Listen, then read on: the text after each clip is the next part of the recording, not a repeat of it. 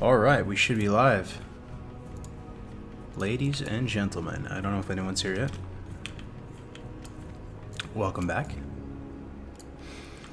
Finally got some time to myself, so I'm gonna get a few levels in tonight.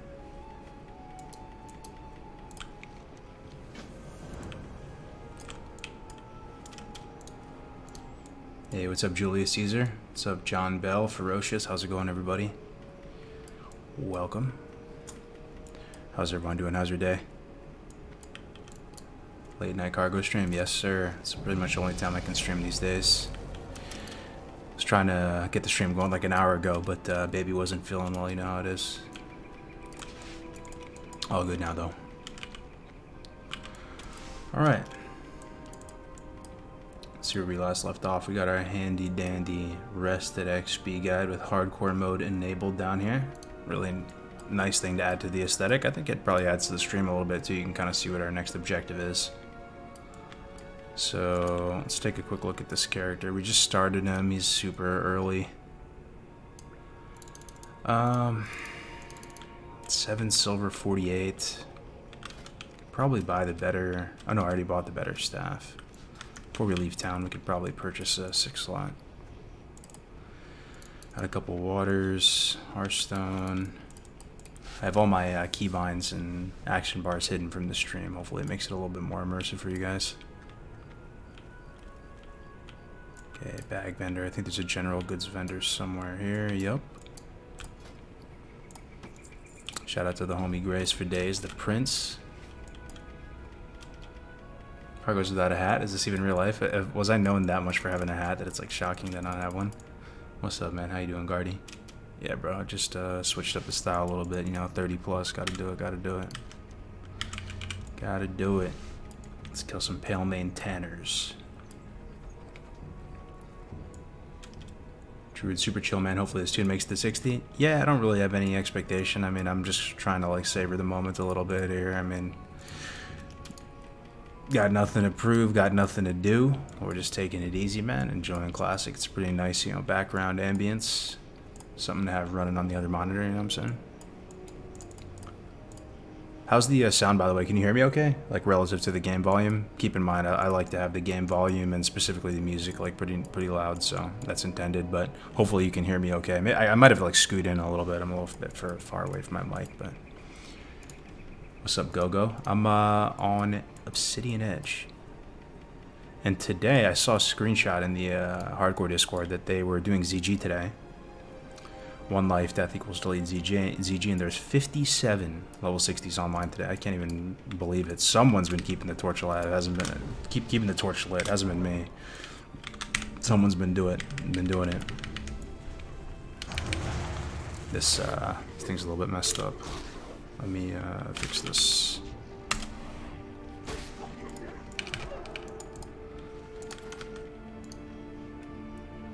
Add-ons, Trophy. This add-on Trophy is what allows you to see the rotation. See if that's sitting okay. Right there.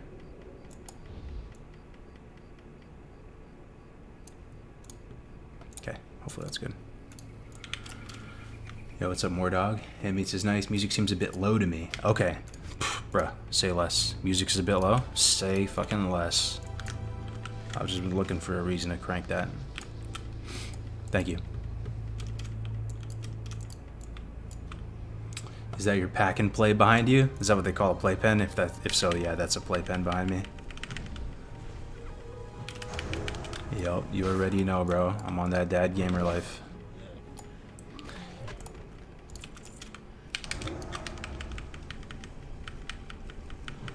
Are the mage instance farms and the gold assistant considered dead now? Not dead, but definitely heavily impacted. So that's something that. Oh, come on, not this again.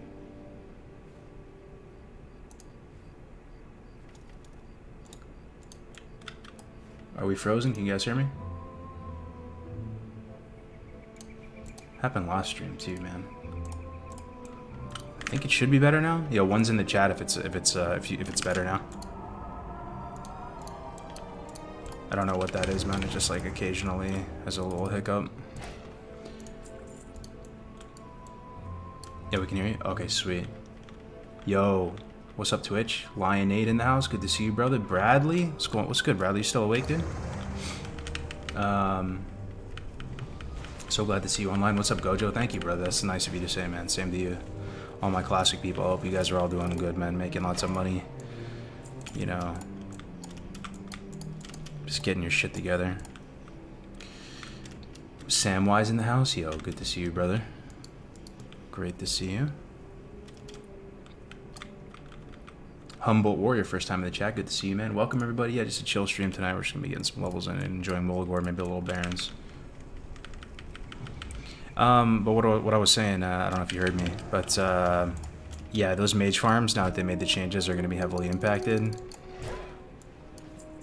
And they need to be adjusted on the Gold Assistant, so they're probably going to be worse than other stuff now.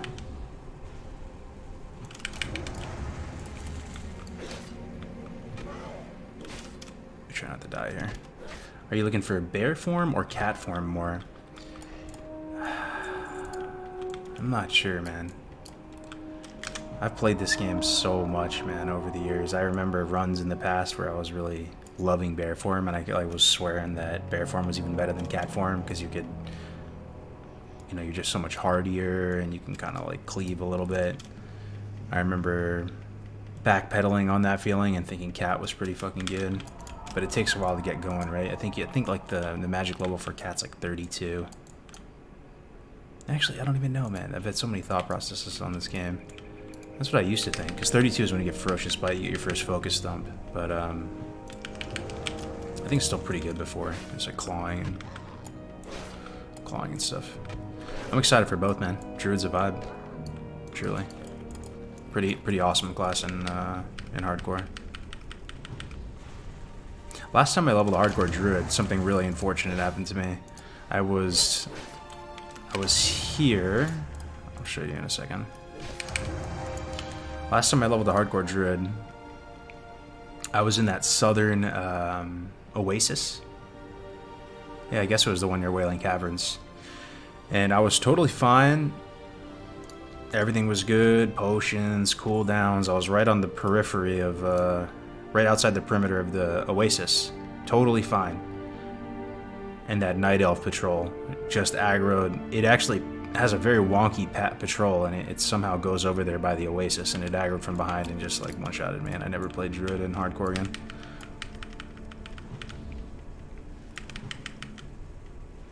Oh, these are the ones we need, the Tanners.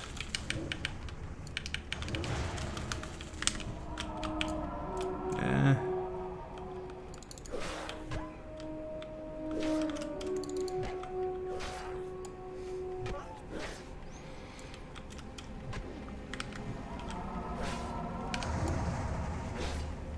Bro, I still remember the original hardcore tune Iron Lad. Feels forever ago. Yeah. Road to Rag feels like forever ago as well. It's unbelievable to me. It's unbelievable that we're still playing. Probably unbelievable to you guys too, because a lot of you guys might have quit long ago. Maybe it's more unbelievable for you guys. But it's unbelievable to me that we're still playing the same game that I played when I was... How old was I? 13? 14? You know? Like, playing the game is one thing. I'm talking about, like, I'm doing the starting zone. Like, leveling here in Mulligore on this character. Like, this is what I was doing when I was, like, 13, 14, but... My very first character was a Tauren Warrior.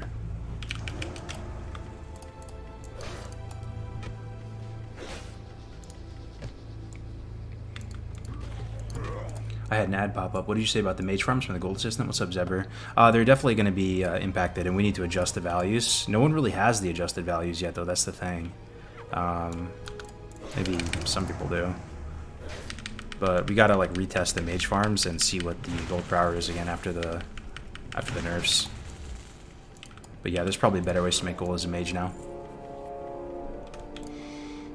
Car give up on the pally? Oh, I died on the pally, man. I got griefed, actually. They brought over old Volchan. Old Volchan. Pink misted me. What questing guide add-on is that? That is called Rested XP. I'm one of the partners in the company. We, me and my buddies my fellow leveling Andes, we made this RXP add-on together and stuff. We actually made a hardcore mode for it because we love hardcore. So like that's why it's got like a red skin on it.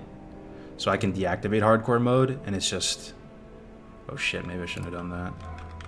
But as you can see, it's slightly adjusted when you're with 1 life. Okay, we finished the quest. Vendor trash.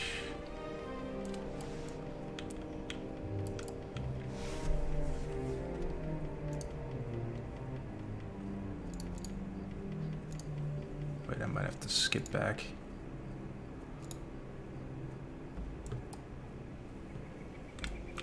I think I fucked up my guide by toggling it on for a second. Let me see. Oh, maybe not. Kill Snaggle Spear? Oh, yeah, true, I can. He's totally up, right? Because there's nobody, it's a dead server.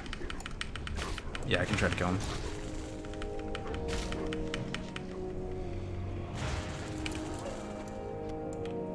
I remember my first character when I started playing around 10 years old was level 22 Dwarf Pally. Good times, good times. Yeah. Yeah, dude. It's crazy. It's crazy we're still playing the same game. There's just... You could write, like, countless pages on why Vanilla WoW is awesome. Why WoW in general is awesome, I guess, but... Obviously, like, the music, the ambience is great. But there's something so, it's kind of buttery smooth, the game. You know, you ever played games where it feels clunky, like the combat animations, like you're kind of walking around unnaturally, or things aren't scaled properly to your character and the movement kind of feels clunky? WoW is, like, very buttery. That's probably it. A reason why it's so fun to play. Alright, where is this motherfucker? Snaggle Spear. Is he not up? No shot. Try to get that chest, though.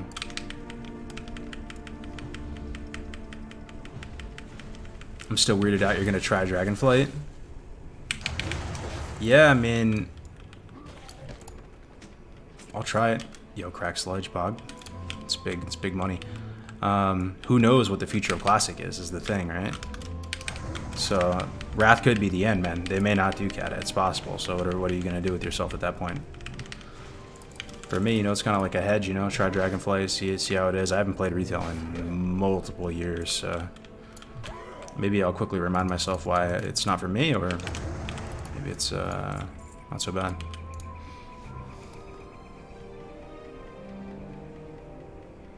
I think the animations for combat are pretty wonky, to be honest. Think so? Like which ones? Which ones come to mind that like looks? Because wonky is, I guess, not necessarily an objectively like bad thing. You know, wonky could be. Hey, this is actually kind of bad. Maybe we're fine. Because we can't run. We're like sandwiched in here, right? And okay, this dude's gonna run as well, so alright, we're good.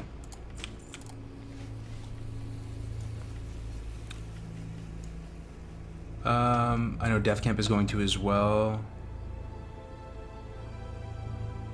Even Colossal Gaming, yeah. So Def Camp. Josh from Countdown to Classic, they're going to try Dragonflight as well. Yeah, I think a lot of Classic Andes, because the future is uncertain for Classic, are going to give Dragonflight a shot. Which is crazy. It almost, even for me, feels a bit hypocritical a little bit. Because I have criticized retail a lot in the past, you know, and like I've said, like, ah, man, the Volperas and all that, like, it really turns me off, and here I am about to try to play a game with the same Volperas in it. But at the same time, man, just... give it, you know, go into it with an open mind.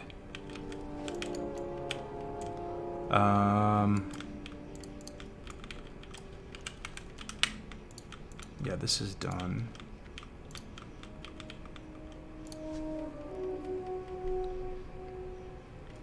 Vendor trash.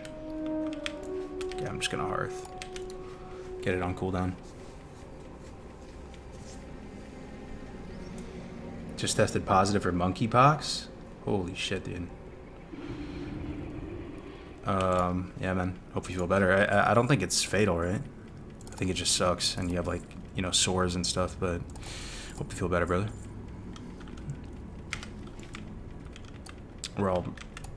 We're all pretty young still.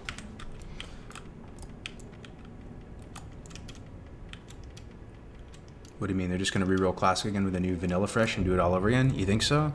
Yeah, the future's uncertain. I heard somebody talk about a 10-year plan for Classic. But people talk a lot of shit. Did you guys hear that? I mean, we don't have a ton of people in the chat, but... Have you guys heard that? That Blizzard has a 10-year plan for Classic? I hope it's true. I genuinely hope it's true, but I don't remember hearing that. But I heard recently that people were swearing. Watching you duo leveling for some hardcore my last semester in school. I wasn't able to play week 1 and it sucked. Your streams got me hyped to play Classic again. Great work, homie. See you in Wrath. Yo, Corey with the heartfelt message. Thank you very much for the $10, dude. That's very very generous of you. Thank you very much for that. Watching you duo level for some hardcore. Yeah, man. Your streams got me hyped to play Classic again. I'm so glad. Yeah, for me that was that is my new go-to when people ask me like what the most fun I've ever had is playing WoW. That for sure was it, man. For sure. Road to Rag, high stakes, risk and reward, having it all on the line, trying this new thing out never before done. Duo leveling with one of my best buddies at this point. That was fucking insane, dude. That was for sure my top WoW memory. Getting to 60. A lot of people thought Graze and I were gonna shit the bed and do terribly because we're kind of like Zug Zug, you know, like we fucking our eyes are bigger than our mouths or whatever the expression is. A lot, you know, we can do some dumb shit. That's why we've had some pretty entertaining duo runs in the past. But man, it worked out. We got there. Graze didn't die like the whole thing, right?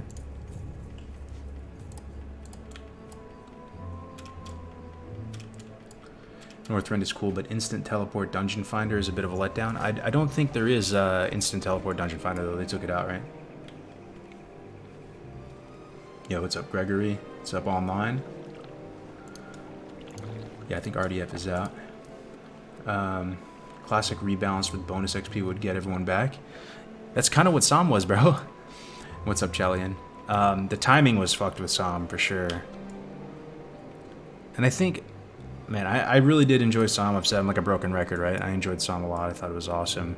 But there probably wasn't as many people as some people thought were interested in playing vanilla again at that point. Like the timing was a bit off, and maybe the market is kind of small for it. It's a niche within a niche within a niche. But that is what Psalm was, man. They threw some extra XP in there. That's what we're playing right now. I enjoy the pacing of Psalm. I like this Adventure Awaits buff. I like that they tweaked the game a bit. I like Hunters getting a little bit of value from like Serpent's Thing and being able to use their kit more, and the unlimited debuff slots. Hunters are a bit stronger in the Psalm meta. Warlocks are a bit stronger in the Psalm meta. It wasn't just as brown class heavy, you know? I enjoyed that. Interestingly enough, in Psalm, mages were kind of like the big losers, so to speak. They weren't bad, but they were actually kind of like bottom of the meters in Psalm, which is kind of crazy, right? Like when you're just in normal, when you're just with normal values, they tend to do better than the warlocks and hunters and stuff.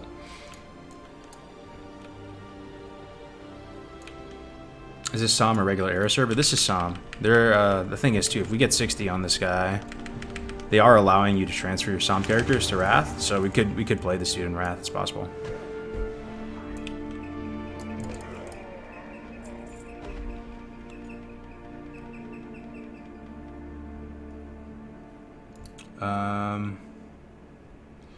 Yeah, 3,000 people playing Psalm these days. Yeah, it's super tiny. Probably just Jam Gabar going at this point, if a couple guilds on Shadow Straight.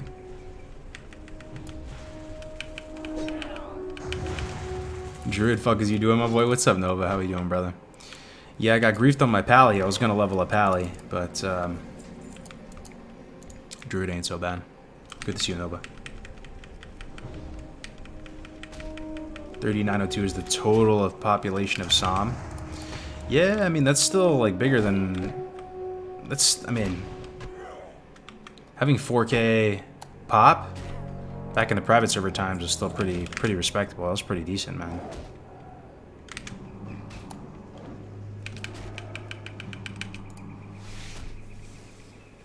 What's your main on Wrath, Warrior? I'm probably gonna go all in on Fresh. Maybe all in is an exaggeration because I probably will eventually level my Benny tunes and Fairlina tunes, but I think I'm gonna go into Wrath a little bit more casually. Do some GDKBs with the boys, and because like I think Fresh is the more casual option, right? Because you can kind of like not worry about prepping so hard or keeping up with the Joneses. You kind of just, you know, fresh server, do your thing, level, just take it easy. Probably gonna main the fresh server and play Pally.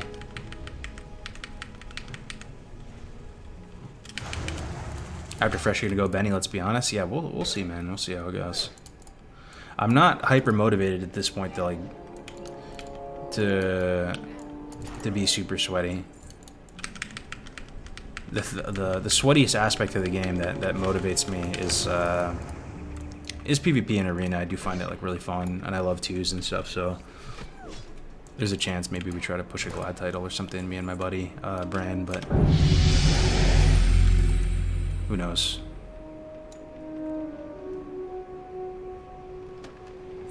Is the HC community dead? No. Today I was in the hardcore Discord I mentioned earlier, and I saw a screenshot from that Druid. I'm trying to remember his name. The Druid who died in MC. I think his name was Aid.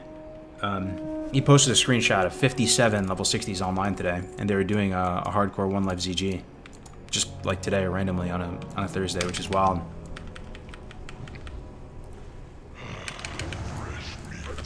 So they're still going.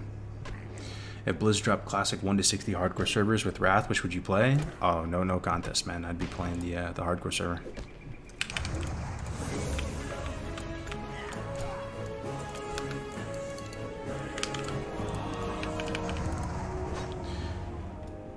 Nice, I'm in the Elite Guild, but I haven't played in months. Yeah, log on, there's still some people around. So is BC Classic just going to be gone? Looks like it. I don't think they're going to do a SOM for TBC. I don't know if there's even a demand for it. At this point, that is what it's looking like. Yeah, the TBC is just donezo. After this could be bad. He could aggro more and run out of mana. We have potion though. Alright, we're good. Yo, Hardusty with the tier 1 subscription, dude. Thank you so much, Hardusty. Welcome to the community, man. First time sub. How we doing tonight, Har? Do you have a rogue hardcore guide out there, like a weapon progression and stuff? I started one today. I have VODs. I leveled a rogue to 60 on hardcore before. It was extremely fun. One thing I've noticed, man, this might give you a little bit of motivation.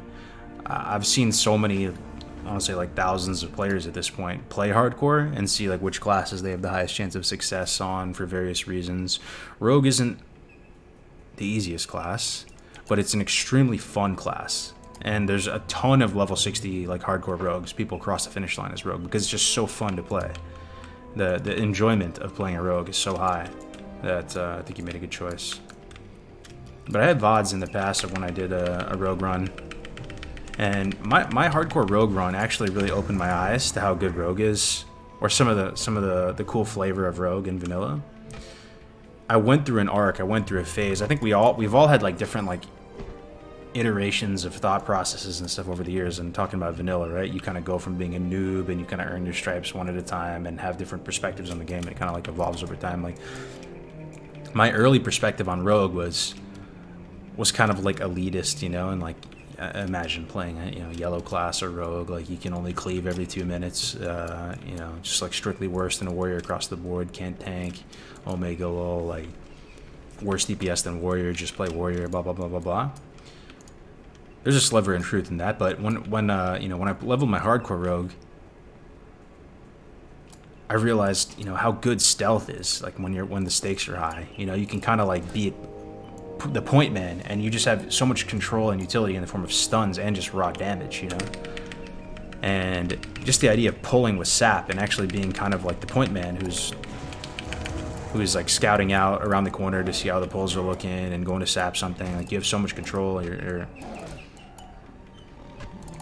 But a lot of time when you're playing normally, you know, you don't really need that level of control. You just kind of W key through everything.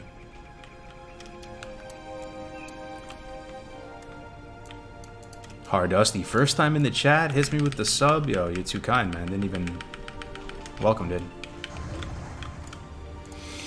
TBC is fucking ass. You think so? I had fun. I mean, I didn't play it all that much. What do you guys think? Did you guys play more TBC or did you play more like vanilla? Like, what you know, just roughly guesstimate your slash play. You know, don't type it, but just which one did you play more of? I would imagine most people played more Classic, right? I mean, Classic lasted longer. TBC, you got one vote for TBC. Raid log more in TBC, interesting. More vanilla. YouTube's all about that vanilla. Twitch is all about that TBC. I would never pick TBC over Classic or Wrath. TBC is dope, man. It is really dope, and even in a vacuum, like it's very different from vanilla. I do have a lot of love for TBC, man. It's so easy to be like wanting the, you know, the grass is always greener, right? But TBC brings a really unique vibe to WoW, right? It is the first time that it, like, the whole game felt different because you're now dealing with like the cosmos and space and these like beautiful skyboxes and like flying and everything. Like, and the soundtrack is obviously like good. TBC is dope, man. TBC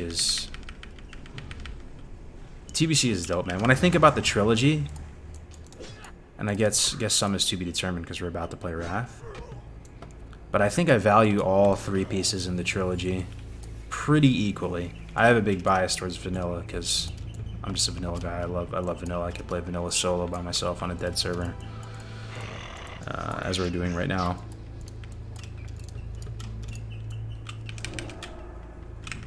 Wrath is clearly the best IMO. In terms of like balance and stuff to do and stuff on paper, like, kind of not wrong. I see the line, you know?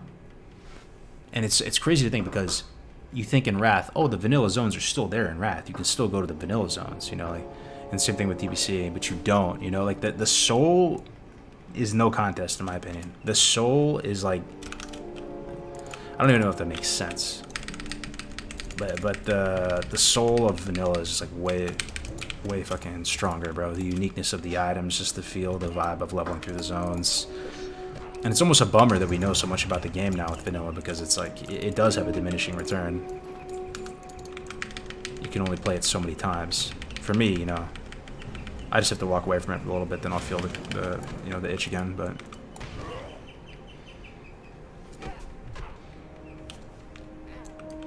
Why are the graphics so good for everything you're involved in? Like for Road to Dragon, that add-on, bro, I appreciate that a lot because I am a very visual person, I guess. I really love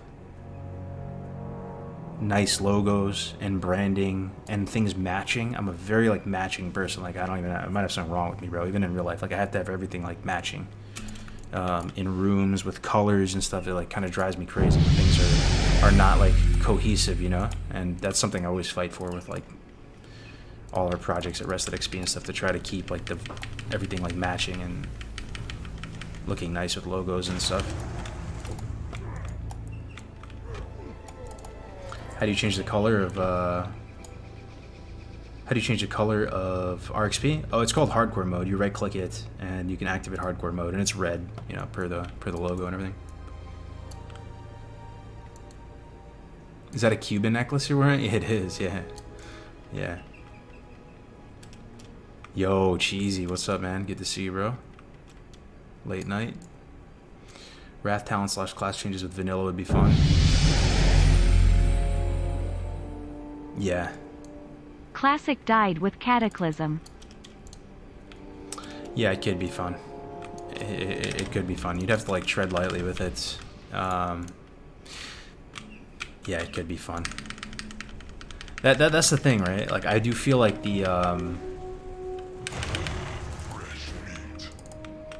the balance and meta of vanilla, like I played it so much, and I know a lot of you guys played it so much, that it is like a bit stale, and you do see a bit of the cracks in the armor, right? With some of the mechanics of vanilla in terms of, especially with the PvP. There's some really great things about vanilla, though. I love how Fury Warriors are obviously the Giga Chads and they do the most damage, but I love that they're also the tanks, man. Like you're just the Giga Chad of the game playing Warrior in vanilla, but it also takes the most sweat. Like, you know, you have to rank, you have to, yeah, you're fighting for the most competitive gear and all that. I basically I like that meta where like I like the tanking meta in vanilla, man. Where you just get so greedy and you even start tanking with Impale and just wearing like full rank gear and tanking. Warrior in vanilla is just such a vibe.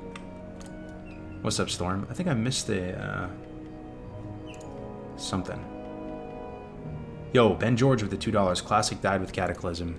Classic died with Cataclysm. That's like, oh, we're 10. Let's get the. Could get Nature's Grasp.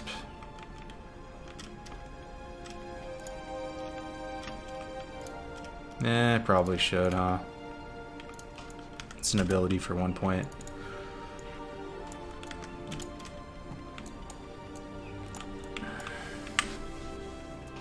Yeah, I mean, the classes in Wrath are extremely fun to play.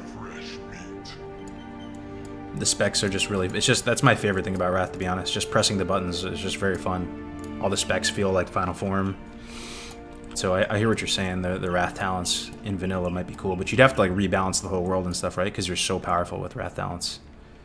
And you're going to see when you play on Fresh, when you're going through these old zones, like STV, and you're just two-shotting everything. It feels like you're cleaving everything, you're two-shotting everything. The danger level is very low.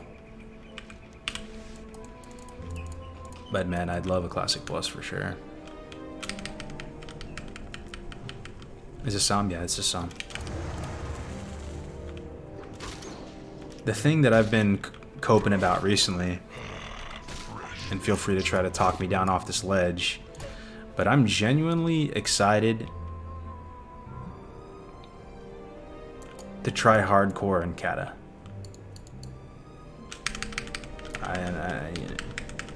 I actually am. I'd be lying if I wasn't. Just because, like I said before on stream, I never really gave the quest a shot. Like Cataclysm is probably very endgame focused, similar to Wrath, similar to TBC.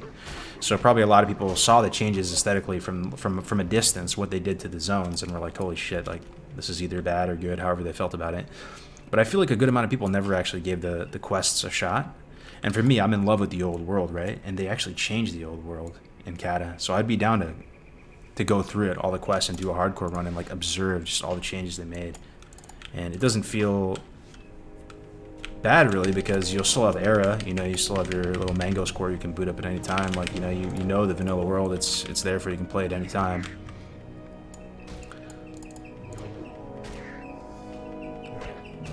AC Goblin run? Yeah, I'd be down, dude.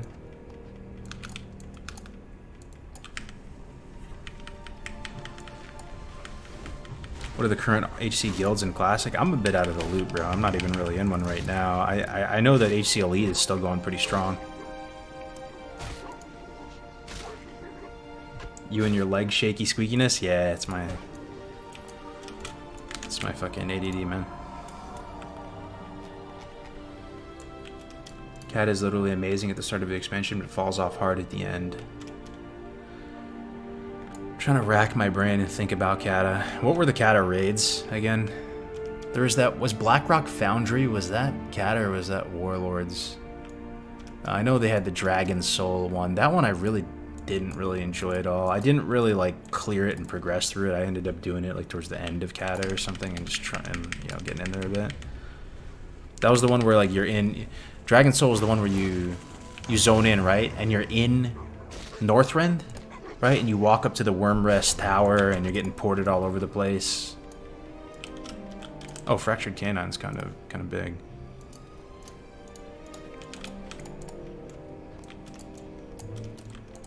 I remember having some fun with the heroics though early in Cata. People wiping, like chain wiping in the heroics. I remember chain wiping in that like desert one by Uldum in Tenorus, whatever one that was, with the little coconut dudes all stacked up on each other.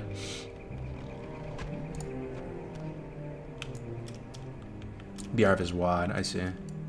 Twilight Citadel. I'm not even sure if I really raided in Cata, man. Come to think of it, I don't like have memories of those raids. I know I mythic raided in WAD, and I did enjoy it. I was part of a guild called DPS Inc. and I made the website for them, and we were progressing pretty good. And then I quit for Nost.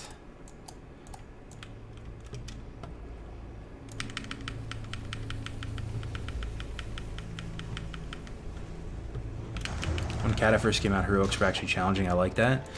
Yes, I think it was Abide. You guys all know Abide, right? Love him or hate him. He had a take on the Grace podcast the other day. He was saying that Cata heroics are the hardest heroics that have ever existed.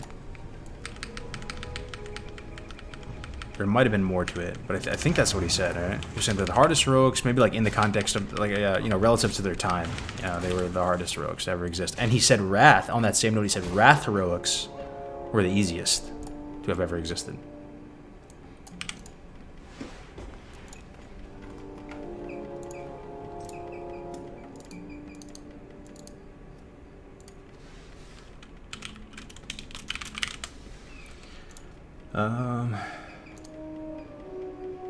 How's the Lavender going?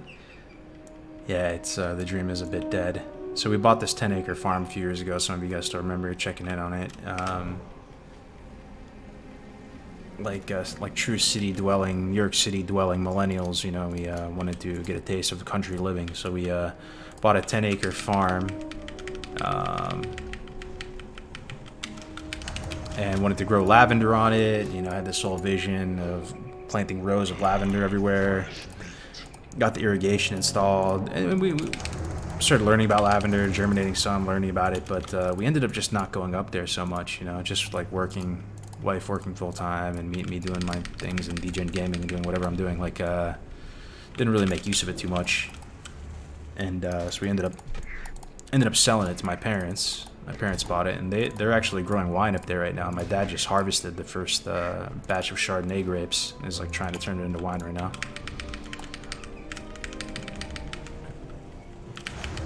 And they use it as kind of like a vacation property. We do too, though.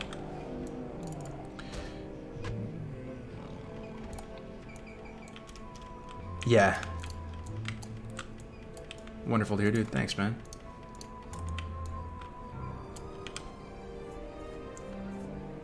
What's up, Murph TV? First time in the chat. Compared to other heroic dungeons, yeah, that's a fair take. Keys are a whole different thing, obviously. You still growing weed? You remember that, right? Let me first precurse this response to that. It is legal. Marijuana is legal in the state of California, and I actually don't really consume marijuana. I mean, back in the day, in middle school, high school, smoking a bowl out of an apple or something, right? Doing stuff like that. But I never really like latched onto weed too much. But I said before, when guests come out to California, especially if they're from New York or some other place, first thing they want to go do is go to a dispensary, right? Take them to a dispensary. I'm there. I was on my gardening arc at the time, right? I see some seedlings there in cups, and then one was like for magic watermelon or something, and another one was for something else. So I get these seedlings. It just cracked me up that they were selling weed plants as seedlings. So I go home, throw them in the ground, and they did very well. Did very well. It was a fun experience. Bro, smoking out apples, throw me back to them days. Yeah, man. Oh, man. Yeah, I remember meeting up. It just felt so like edgy at the time, right? I remember meeting up with my buddy Sam. We were in a park. It was nighttime. He fucking pulls out an apple and we smoke a little weed. And we go to McDonald's and we're sitting there like thinking we're the shit. Oh man, that was a lifetime ago.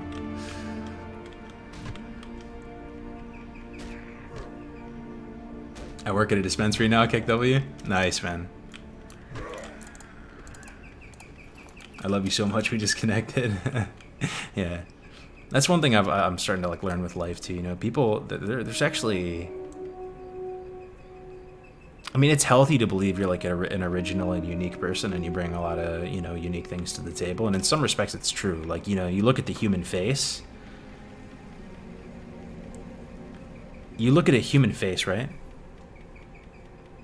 And no two are actually alike, and that actually is true. Like you would think with science and just the gazillions of terabytes of data we have, you'd find faces that are the same. Anyway, that is a pretty cool thing that like, you're still kind of unique, like your face and everything. But I've met so many people through like the WoW community who have led pretty similar lives, man. Like we got into the same games right around the same time, like same milestones right around the same time. Like a lot of you right now, I guarantee you in the chat right now, are early 30s or late 20s. You have an SO, maybe bought your first house, have a kid or two. You're coming up in the world, starting to get into all the boomer hobbies and shit. It's the way she goes, man. That's why I like this community. That's one of the big reasons. Everyone has a doppelganger, but they're still kind of different looking. Try 4 kids, F? Ooh, 4 kids. I'd be down, man. I'd be down with 4 kids. I wouldn't mind it. I turned 30, brother. Yeah, welcome to the 30 plus club, man. You stop keeping track of the number, man. 30 plus. You're just 30 plus forever. You don't even answer the number.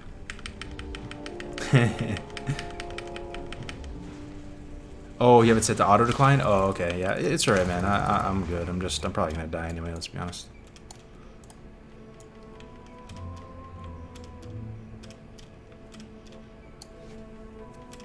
$38, bro. Nice fresh haircut, looking good to do some networking. Hey, thanks, man. Yeah, I'm on the healthy arc now. I don't know, some of you guys are probably on the healthy arc. You kind of like take it for granted, your health a little bit, kind of eat poorly, do whatever the fuck, like, and then you kind of go through like the fuck boy arc where you're trying to get like shredded and get girls and go out and pop bottles and do all that. So you're kind of like getting healthy for like other reasons, Now I'm just on that healthy arc where I'm trying to like not get fucking cancer, and like and just not look like a complete gaming degenerate. I'm just trying to stabilize, man. Successfully got my first hardcore character to 60 on EU. Druid so easy. Nice, man.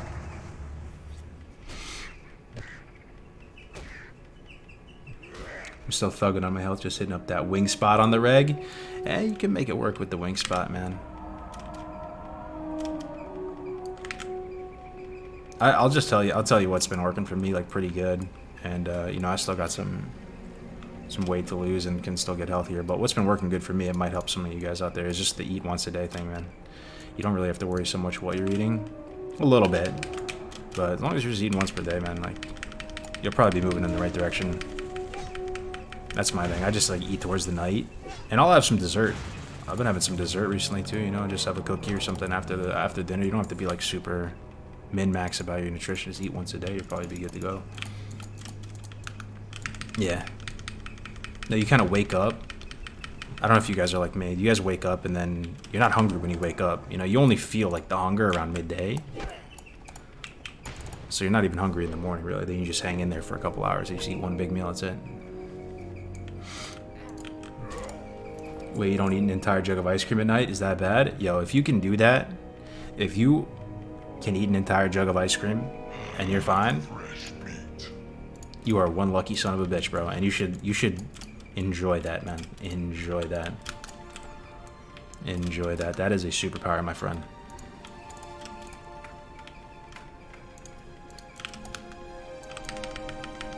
This Cargos has hair? I do. I got some hair. I got some gray hairs, though. Anybody got gray hairs? I got like 4 gray hairs, man.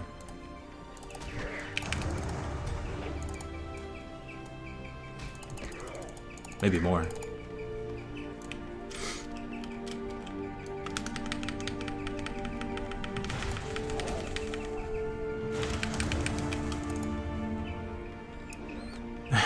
chest hair starting to show. I've been gray since 19, but girls love it. Oh wow, you get that silver fox vibe going on. Yeah. Gray hairs appeared after my first kid.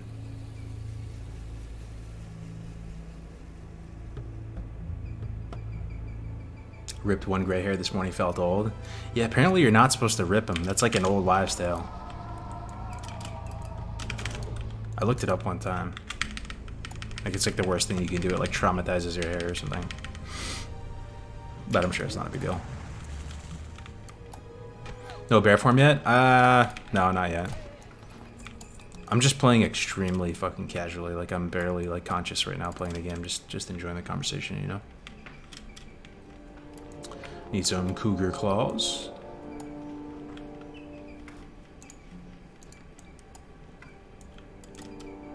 I'd rather have the full Steve Martin head than salt and pepper. Yeah, gray hair does look kind of badass, even on women, dude. Like if they got the full gray, can look pretty good. No gray hairs, but started balding at 24. Yeah, I feel you, bro. What age do you think is the most common to start balding? Thankfully, like, it's probably one small thing I'm lucky for. Like, even my grandparents on both sides, they still have full heads of hair. Like, my grandpa died and he had fucking massive hair. But I feel like I'm hearing the balding conversation a lot these days. No way. Crix with the raid, dude. Thank you so much, man. What's up, Crix? How we doing, bro? I heard you were playing some, what was it, Apex? Playing Apex with Winky? Yo, Winky bought a house recently. I'm sure he told you, Crix. He joined the homeowner life. Oh, he's playing Fortnite. Oh, nice. Yo, thanks, Crix. I appreciate the host, man. Welcome, everybody. We are playing some hardcore, man. Playing some hardcore in 2022. Playing some vanilla. Just taking it easy. Just, hanging out, talking life and stuff. My cousin was bald in high school. Yeah, I mean, I was talking about my buddy the other day who's balding in like sophomore year of college.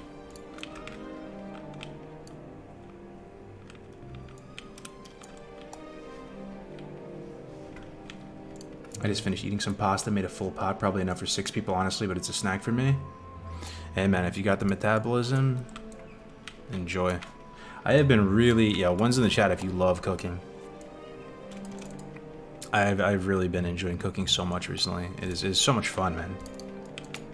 It's so much fun just learning new dishes, and made shepherd's pie today for the first time. Overdid it a little bit with the tomato paste. But it is one of the, it's probably like a top 5 joy of life.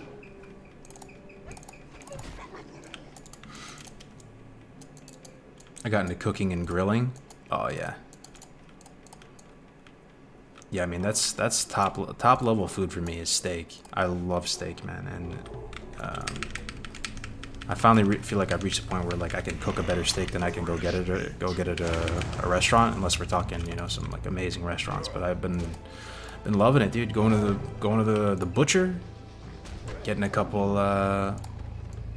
top loin steaks, cooking them on the sides first, you know, basting them with some butter and thyme, and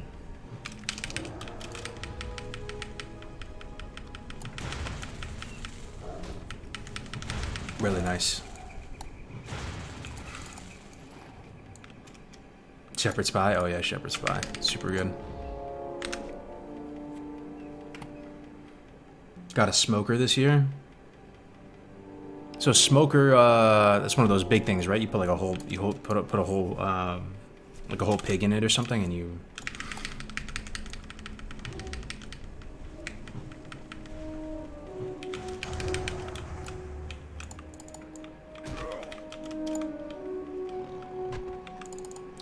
I always feel infinitely better after eating food I cooked than eating out. Yeah. Yeah, it's true. Tell you the one thing about cooking though that makes it a bit tough is the cleanup though.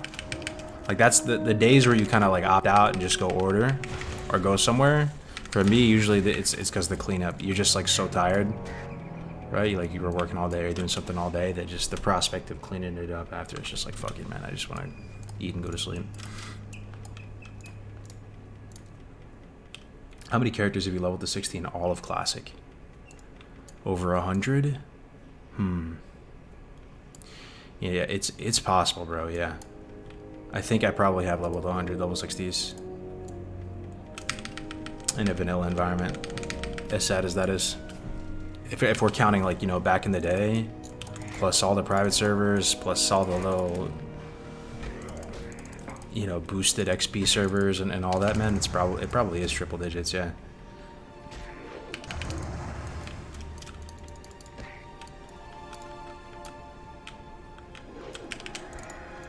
One thing kind of stupid that I learned the other day.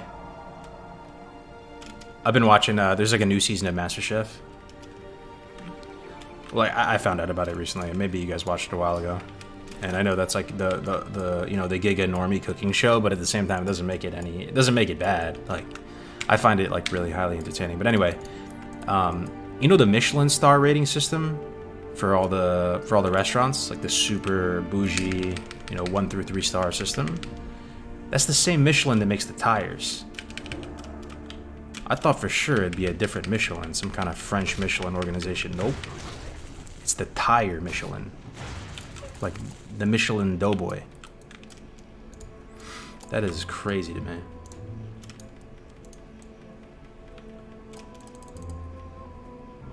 Turn HC mode on?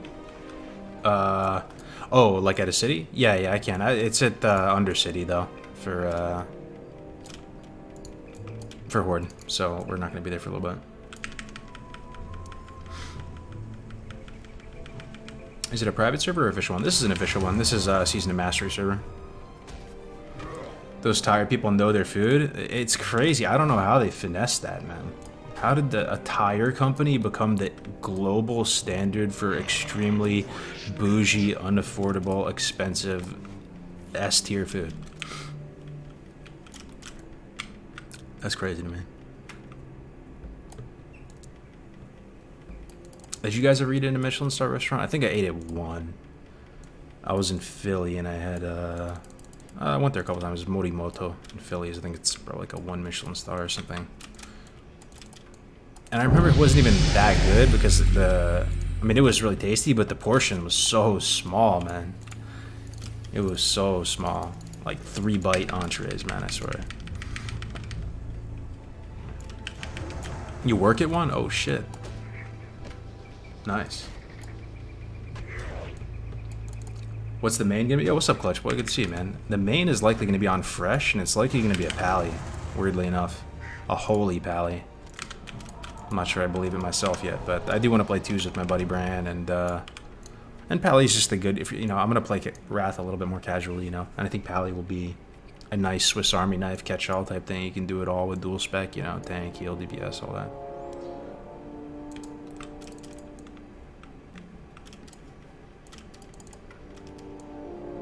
They had to incentivize people to drive around so they'd buy tires. Yeah, I don't know the lore and how it all started, but that's it's crazy to me.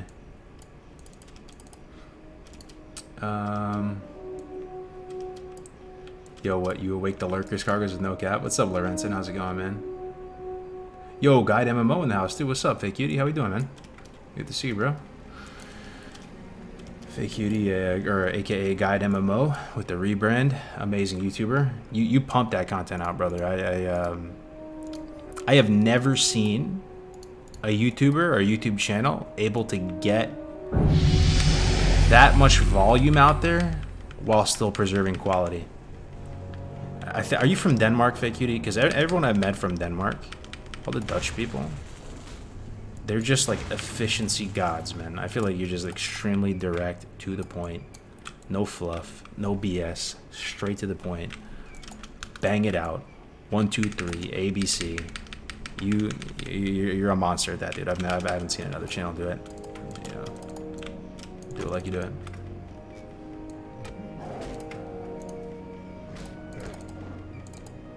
You live in the Philly area?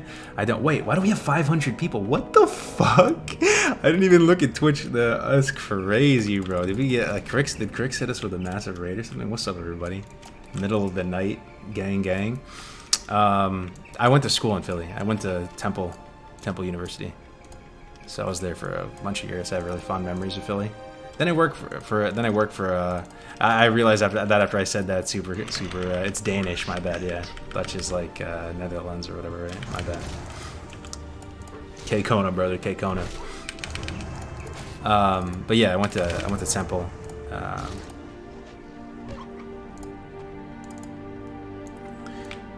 Are you going to do dungeons while leveling or just questing? Oh, I'm just the server's dead, bro. There's like 2 people playing, so I'm just gonna solo level all the way up. I don't know what level I'm gonna make it to. I really don't even care. It's kind of nice because we're just playing and there is literally no objective. We're just chilling.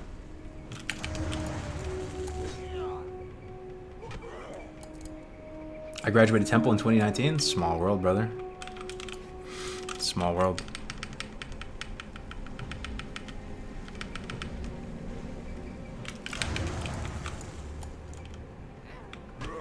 Let's get one more Kukukawa.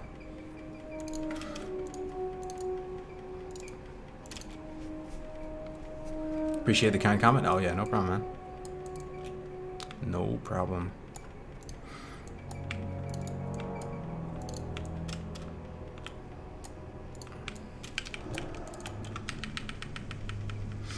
You on Jom? No, I'm on Obsidian Edge. So how have you been lately? I've been really good. Thanks for asking. I appreciate the questions, by the way. Feel free to ask really anything you guys want, because they really keep the stream going. Like, I'm not bursting from the seams with the shit to talk about, so the questions actually really help keep the conversation going.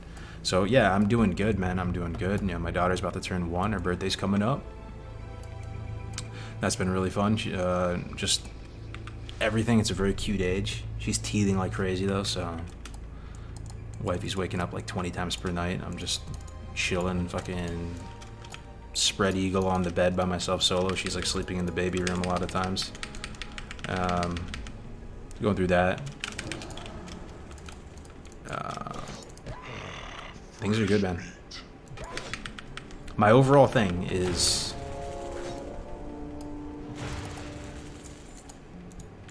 time appears to be going by faster and faster, and there's really no way to slow it down, really, because the comfier life gets and the more established you get, like, these days are just flying, dude. They're just flying. Like, a week goes by and it's like, especially if you're working on stuff, right? Like, if you're working on a project and you're taking meetings, it's just like this fucking whirlwind blur. Like, the speed of a week these days, compare the speed of a week these days to, let's think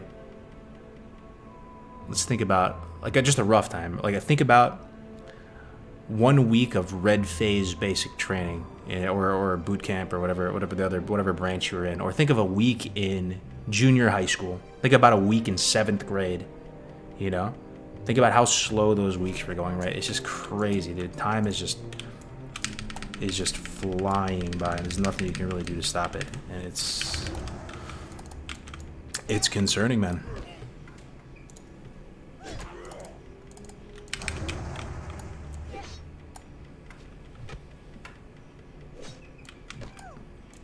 Happy birthday. Oh, thanks, Crix. Yeah, I'll let her know. Uncle Crix says happy birthday.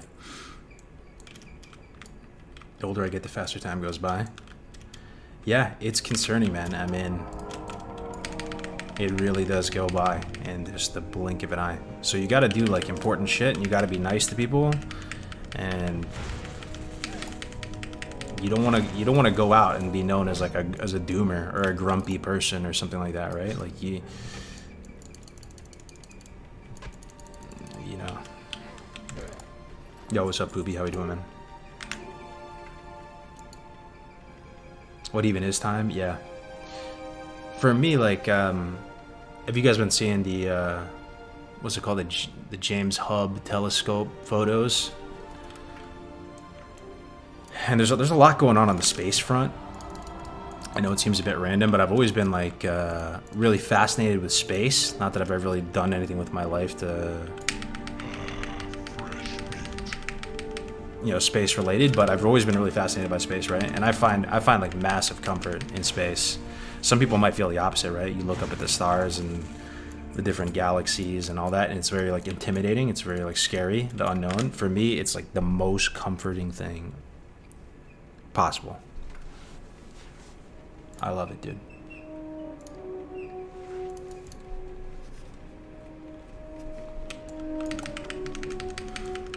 James Webb. Oh yeah, James Webb. Yeah, I was watching a video today, or the other day, with Neil deGrasse Tyson breaking down the images. It's really, really awesome. You got a baby behind you? Oh, she's asleep, but that's her playpen behind me, yeah.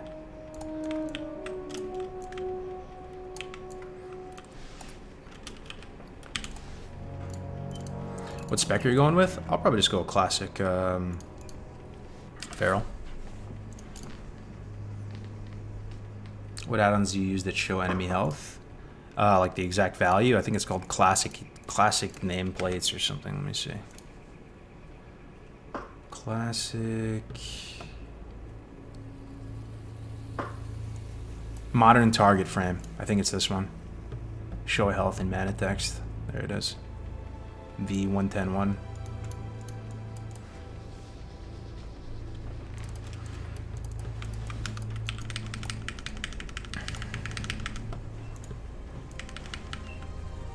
Wait, no balance tank? We tried that, dude. We tried that. The balance tank arc. The Moonkin arc. That was really fun. We tanked like everything through ZF as a Boomkin while leveling. That was pretty fun. It sounds cynical, but I generally find comfort in the universe being so grand that we are insignificant. Oh, 100%. I mean, you just summed up my entire overarching metaphysical foundation, bro.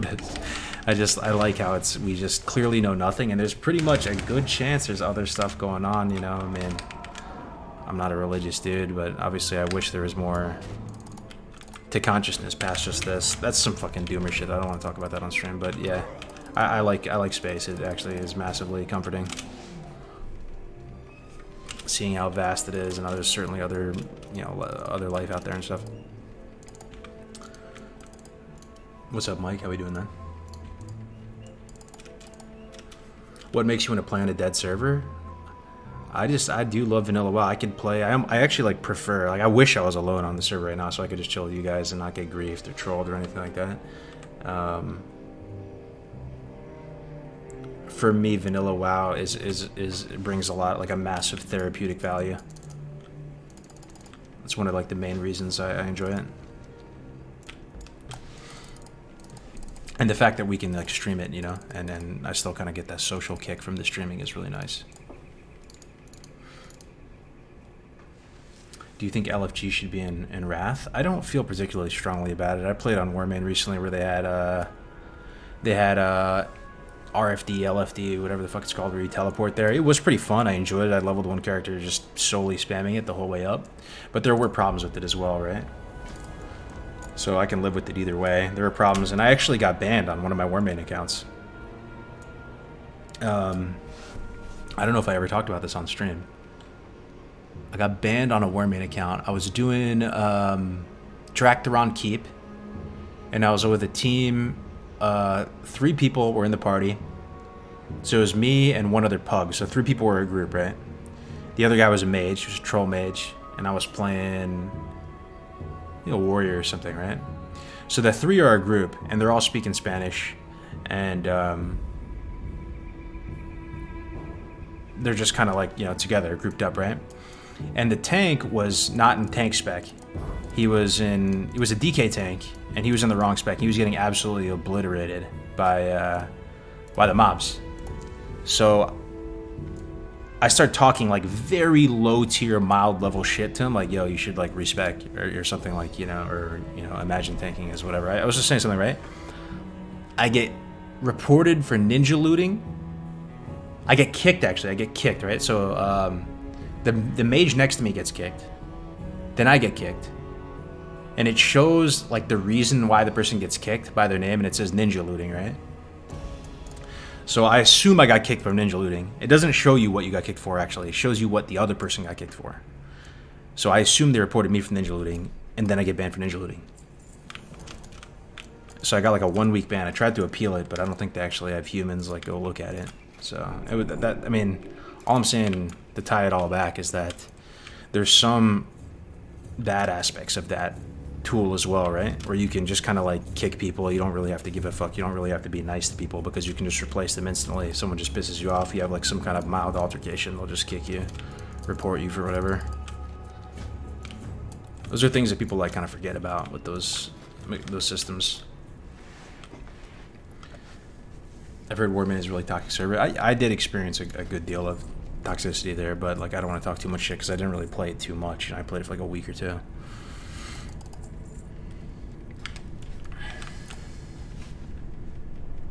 What's the quest step add-on you're using? Looks wild. Oh, it's called Rested XP. This is the hardcore mode. You can find more information about it at restedxp.com.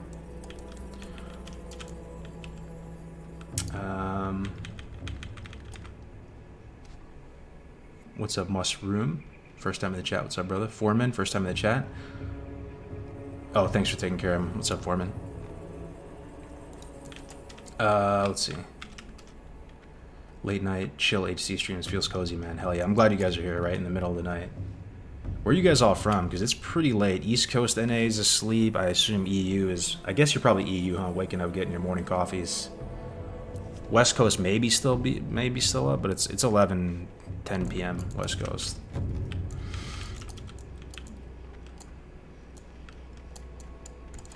Outside of Philly. South Africa, Brazil. Oh, very nice. Brazil, very nice, man. I love Brazilian people. A lot of our company actually right now in Rest XP is from Brazil. Some really smart people. Our art team is in Brazil. I don't know if you've seen like our art on Rested XP. It's pretty, it's all like custom, like hand drawn and stuff. And I love Brazilian people. It's really, really great to work with. Smart people, great culture, great cuisine.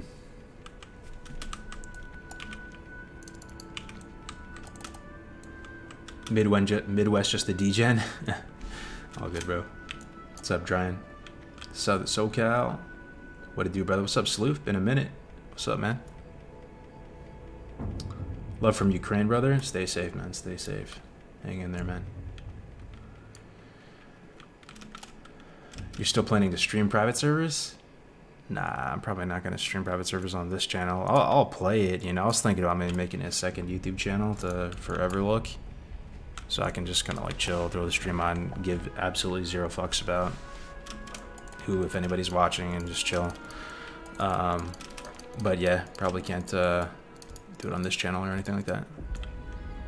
Everybody's got to kind of have their own line in the sand, I think it's okay to like talk about private servers. I think it's okay to do that. But yeah, like if you're going to actually stream them, and I have streamed them in the past, like, yeah, I do sort of feel like it's crossing the line in the sand. Like, yeah, Blizzard can, that's on them, man. If they want to ban you, then that's kind of their right to do so. I do wish like Blizzard was a little bit like don't ask, don't tell, or maybe that's not the right description. Sort of, not don't ask, don't tell, but I wish Blizzard was a little bit more chill to private servers. Somehow, I get it, it's their IP and they don't want people pirating it, but I don't know. I wish there's some way that they could be just a little bit more chill about it, because there's some really awesome private servers out there. There's a lot of people who love the game who obviously wouldn't have Classic without private servers, and they learned a lot from private servers, so. And it's kind of nice where the game is like decentralized in a little bit of a way. Like no matter what happens with Blizzard and the politics of whatever X, Y, and Z, the community can still kind of spin up their own servers if they want. It's a cool thing the community has that power to do that.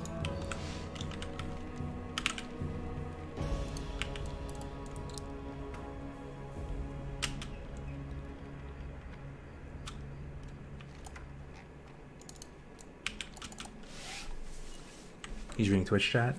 Yeah, I pop between both. I'm reading YouTube right now. Have you tried Brazilian food yet? I love Brazilian food, man. I mean, I love the classic churrascaria, of course, man. What you guys ever been to a churrascaria with the red card, green card? You flip it, and they come over, and then a handsome young man in a suit comes over with a nice what do they call it? Just a stick of meat, man. And it's like seared, and it has a nice like crust, or what do they call it? A nice. There's a word to this. Pellicose, is that it? Like, and they slice you these like thin, just buttery strips of meat, man. They have sausage, they have everything, right? So good, right? So I love the churrascaria, but I also love Brazilian bakeries. I don't know if you guys have ever been to a Brazilian bakery. They are so good, man. They sell a lot of the churrascaria meats at them, but for way cheaper. That's one thing. But two, they have just fire baked goods, man. Like the pão de queijo in the morning. They have these coxinha things. They're like these crispy little kind of egg-shaped things filled with like and the filling is like meat and cheese, but it's like cream cheese with like really like flavorful chicken or beef. It's fucking amazing, dude. I used to have a Brazilian bakery, but right next to my house in New York. I used to go there all the time, but no more.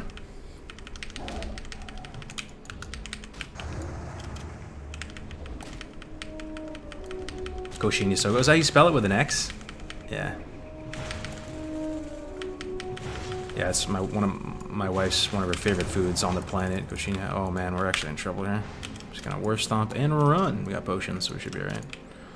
Let's try not to get dazed.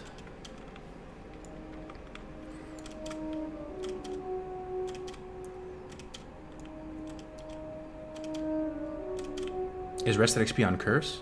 Oh yeah, it's on Curse Forge. Yeah. It's on WoW Up, Curse Forge, all that. Picanha, oh brother, the picanha. Oh man, the best meat, of course, man, of course. You know what I like too? The pineapple. So, after you eat all this delicious meat at a Brazilian bakery, they come over and in the same style, just like it's a meat, they have a pineapple on this same stick, and it's like roasted, and sometimes they put like honey on it, right? And they slice you the pineapple. Amazing, dude.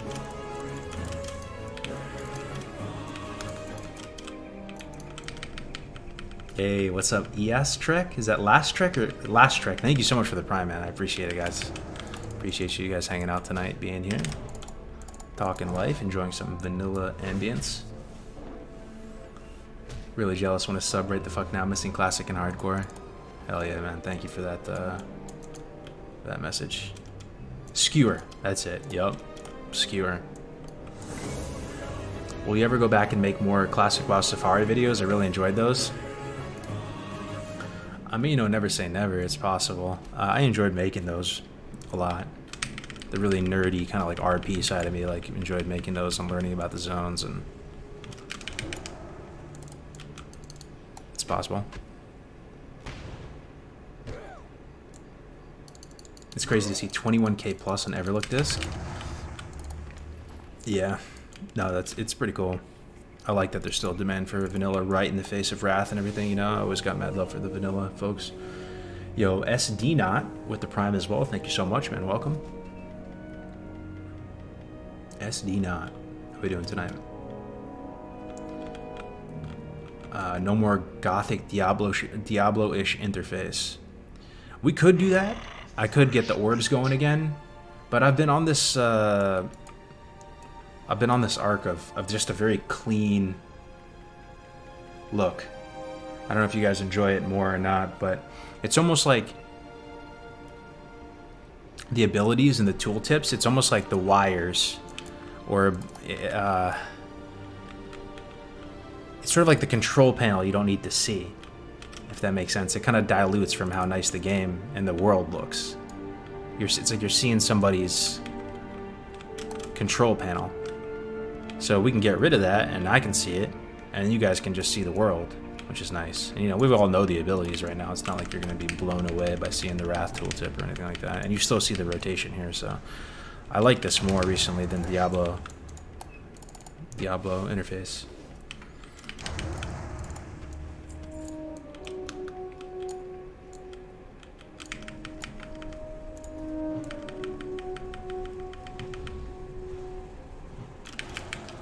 I'm just watching car guys play hardcore while playing hardcore. Are you really, bro? There's still a good amount of people playing hardcore, huh? Yeah. Yeah, that's awesome, man. Hopefully one day hardcore server. Turtle WoW getting really good. Yeah. Turtle WoW does look really good, man. To be honest.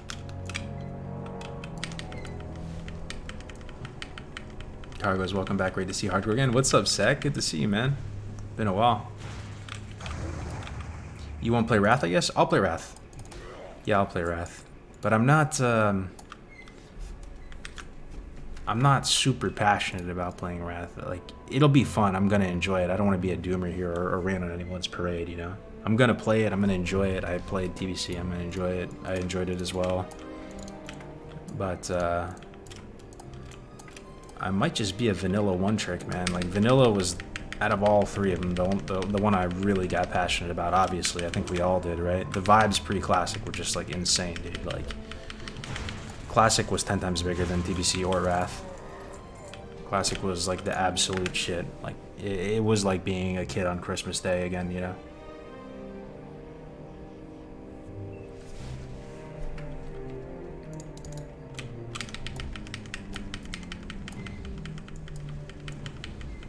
What are the odds you try a hardcore Wrath character? I think I wouldn't mind doing it, man.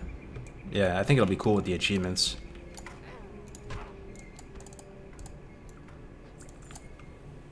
What's the sketchiest shit in hardcore? The sketchiest shit.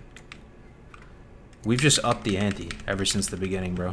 There was a time where getting to level 17 was impressive in hardcore, like genuinely. And I remember having those moments on stream with you guys where it was like, dude, I'm level 17 as a warrior and I never died, and truly like being like really proud of myself for getting 17. And then ever since then we've just been upping the ante. Can you do dungeons? Can you do dungeons with 4 people, with 3 people? Can you solo dungeons? People love this game and this game world so much, they're just looking for reasons to play. They're looking for goals they can set. You know? And we just kept upping the ante more and more. Up until the point where we killed Ragnaros with 1 life. That actually happened, boys. And people probably already forgot about that, but that's just fucking crazy if you think about it. Thousands of people participating in a community game mode. Thousands. We had 7, 8 leveling guilds, all completely full. We had Alpha, Bravo, Charlie, Delta, Echo, Foxtrot. I think that's where it started. There might have been like a golf or something, but hundreds of people made it to 60. Got their full prebis, never dying, doing Ubers, doing Skolo, doing Strathom, doing Mara, doing ST, doing everything, getting full bis. Like, Tactics was full bis on a rogue. Bobka, full bis. Complete BIS with Dark Mantle. Doing that whole 0.5 chain, no deaths. Going to Weevil's Island, you know, and killing those things, no deaths. And killed Ragnaros with 1 life. That is just absurd that happened.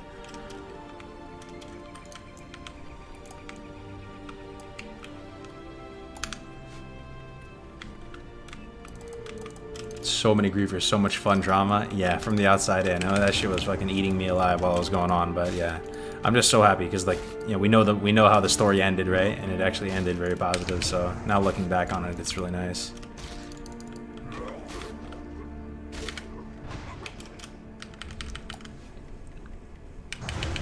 That's actually insane. Yep, it actually happened. That might have been the most epic collaboration in WoW history. In terms of like the sheer amount of like creators and stuff that came together for it, you know, like I can't even think of another event. Maybe they do in retail or something, I don't know. But at least from my time in the classic space, I've never seen anything like it. It was fucking so cool, man. It was like we were going to war. Who's the raid leader for the hardcore MC? It was a dude named Ampi, Grizzly Boy. And the private server is one of the titans of vanilla on the private servers, bro. One of the original OG speedrunners. He used to have no cam. He used to just be a voice. And he had like this very ethereal voice. He kind of sounded like some sort of like fucking omnipotent celestial being. And he would play like only trance music. And he would actually have like fire trance music playing. And he would just complete these insane speedruns, doing crazy hunter tricks people didn't think was possible.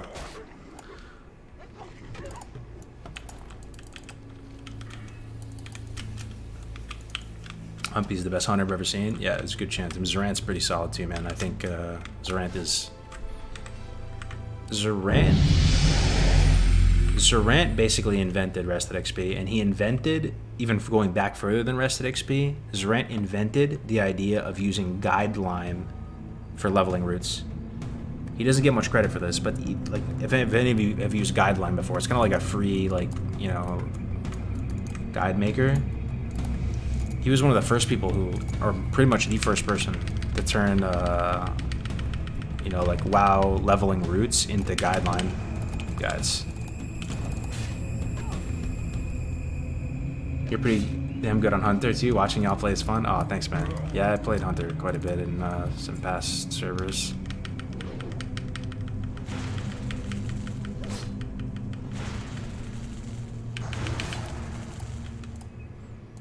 Yeah, apparently Classic Era is doing pretty good.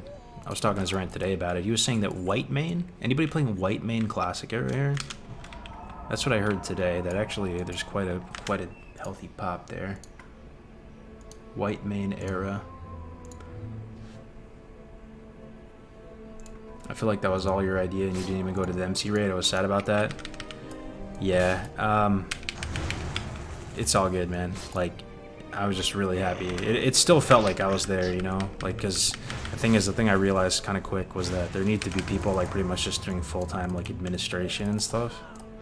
And, you know, trying to talk with Blizzard and do all that. Like, I couldn't have my cake and eat it, too. I had to just basically be, like, a full-time Sentinel admin during it.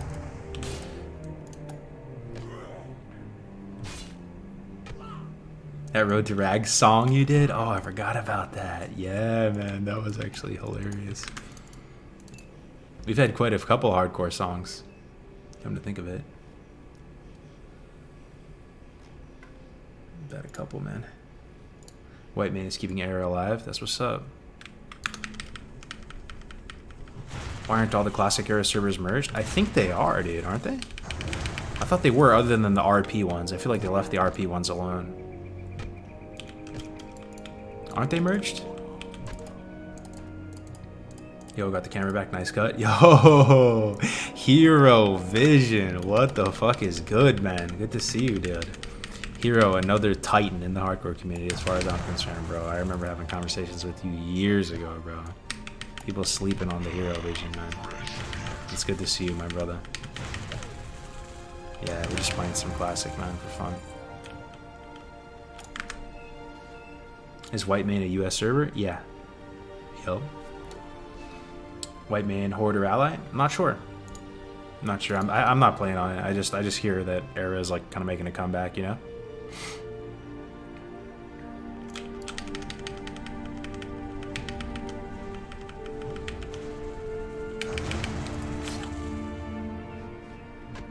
You think we'll get Classic Cata? And if so, where will they stop?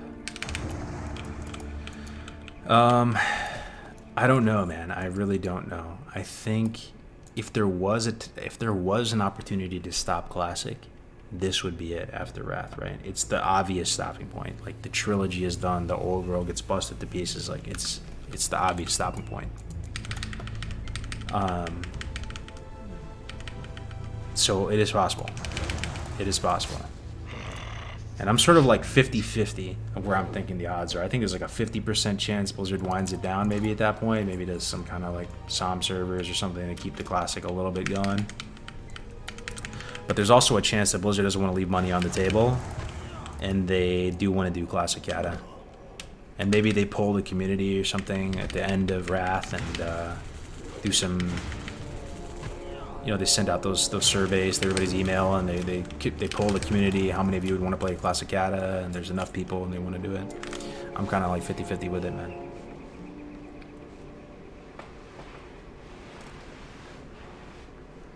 If you don't mind me asking, how many hours do you find to play per day, week, between work, gym, and my kids' family? I feel lucky to find 2 hours a night, if that. Bro, I'm right there with you, Devin, these days, man.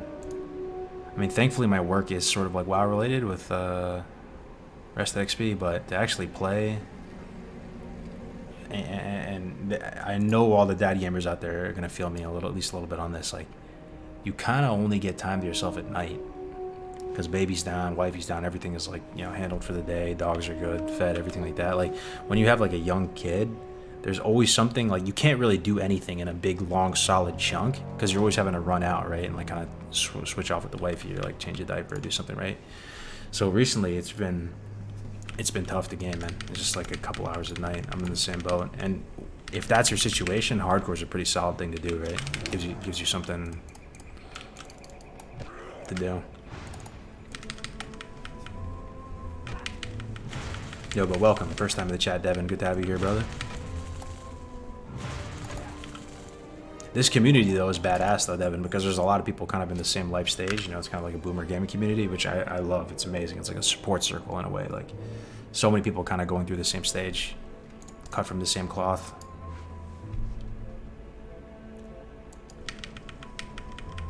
Why hating last patch? Spine of Deathwing was one of the best fights ever for me.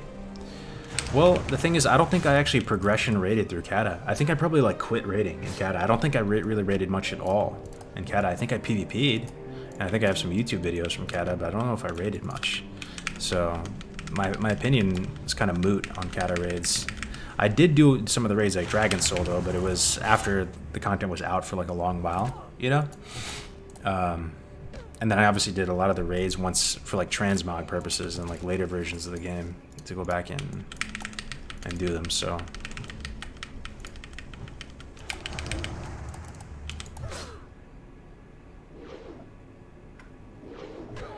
Thanks, man. Been following you on YouTube for a long while. I just realized I don't have you on Twitch. Hell yeah, man. Yeah, good to have you here, bro. Hang in there, my fellow dad gamer. Hang in there. You traded in the game room for a kiddo? Yeah. It just felt a bit, it felt a bit strange to try to make a new, like, gamer lair. It just felt like, yeah.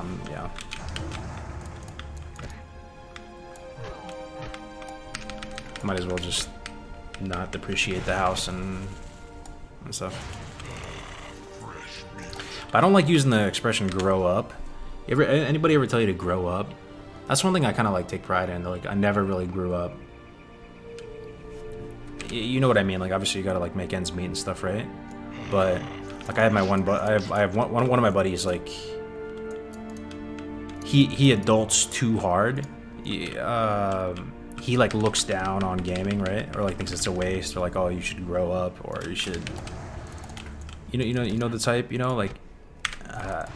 I'm kind of happy that I'm still like in some ways we like develop as people, but in other ways I'm still kind of like the same kid I was in like you know, even elementary and junior high and stuff. You still have that childlike sense of wonder, man. You kind of like reject the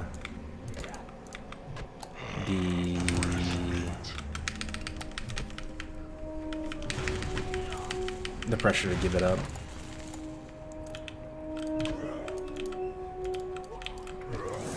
Clean look is far better than neon dens anyway. Yeah, for sure, man. For sure.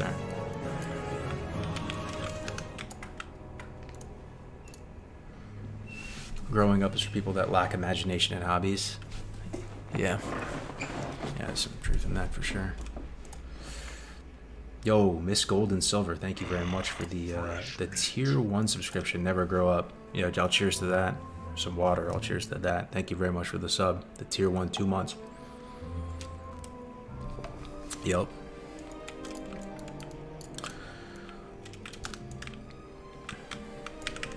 Today, I actually had an urge. I had an urge to play some legacy games today, or retro games, whatever you want to call them, you know? So I whipped out the old N64, threw in the emulator pack, and just started going through the library and just playing and booting up a lot of the games. I played Tony Hawk Pro Skater 3. I played Sarge's Heroes for a second. I would just play each game for like 2 minutes, like, you know, 5 minutes or something, right? Just to get like get the palate wet a little bit, right? I played Battle Tanks Global Assault, South Park. Yo, the South Park games for N64 actually hold up, man. They hold up big time. Out of the whole catalog, there's some of the most like solid ones. You could play them right now and have a great time because they're very like simple. And one of them is a trivia game, the Chef's Love Shack or whatever, right? What else did I play? Played GoldenEye for a second. I'm trying to think of the more interesting titles.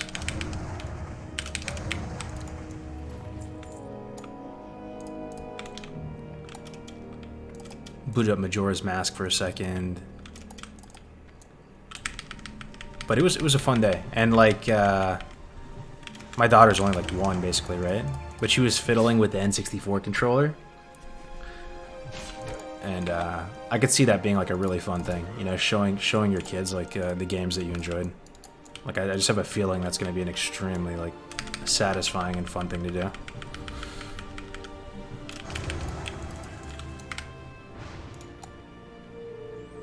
On an EverDrive?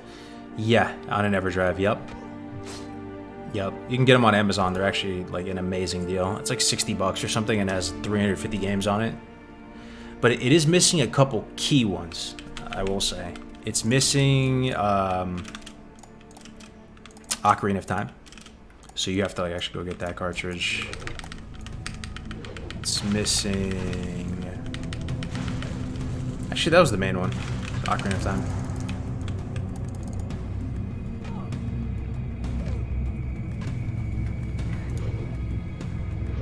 Is Classic Vanilla still out?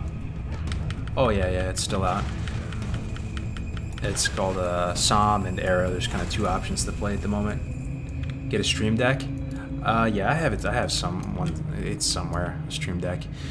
So after I played on my N64 on the TV behind me, I started Googling N64 online emulators, right? They're like browser based, and there are a couple that you can actually just play on your browser, N64 games. I was thinking that it would be fun to do a couple streams, or do a stream, or a couple streams, where we're basically just, we're on a nostalgia, we're like crackheads looking for a little nostalgia hit, you know? And we could just do a world tour of the games, and just play it for a little bit though, because the games are kind of boring if you sit there and try to play them for an extensive period of time, you know? But we just go world tour, we just go down the catalog and just hit all the bangers for a second, you know? I think it'd be, at least I think it'd be pretty fun. And so anyway, I found this this site that does emulation in your browser, and they had PS1 and PS2 games as well as Game Boy Advance games on there, and I started playing some of the Crash Bandicoots for a second. I played a little NFL Blitz for a second. I played NBA Street for a second today. It was really fun.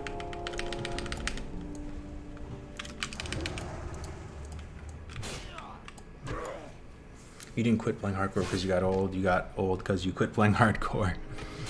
Yeah. You got to appreciate the vanilla runs while they're here, because, you know, you can't just play vanilla over and over and over again. There definitely is a diminishing return, so you got to savor it. You know, when you're feeling up for a vanilla run, and it's feeling like you know, enough time has passed where it's feeling fresh again, you just got to savor it.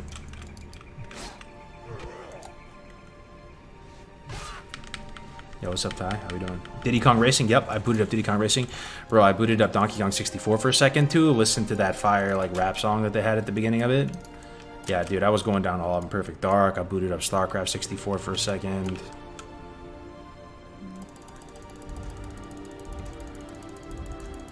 Booted up Glover. You guys ever have games that were kind of shit games, but you played a lot of them just because you were, you know, you couldn't have all the games back when you were a little kid. Like, you could only like buy one every so often. So sometimes you bought a game that kind of sucked, but you were stuck with it, you know, or you got gifted a game from a relative or something, and you were kind of stuck with it, so you actually do have some love for it. There was one game that I got stuck with that I played a ton. It was called like Volkswagen Beetle Racing for an N64. I'm sure like almost none of you have probably even heard of it, but I booted that one up for a second too, because that was like just a dog shit game I got stuck with, and I actually did play it like quite a bit.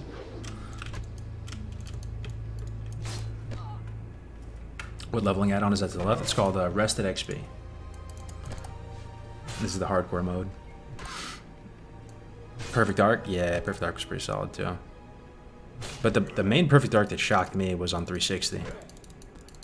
Perfect Dark for 360 was a launch title, right? And I know some of you guys.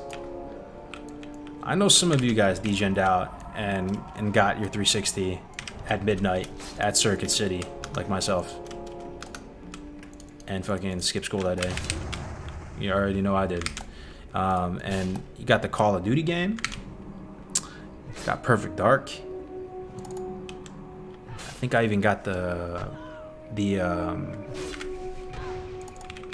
King Kong game.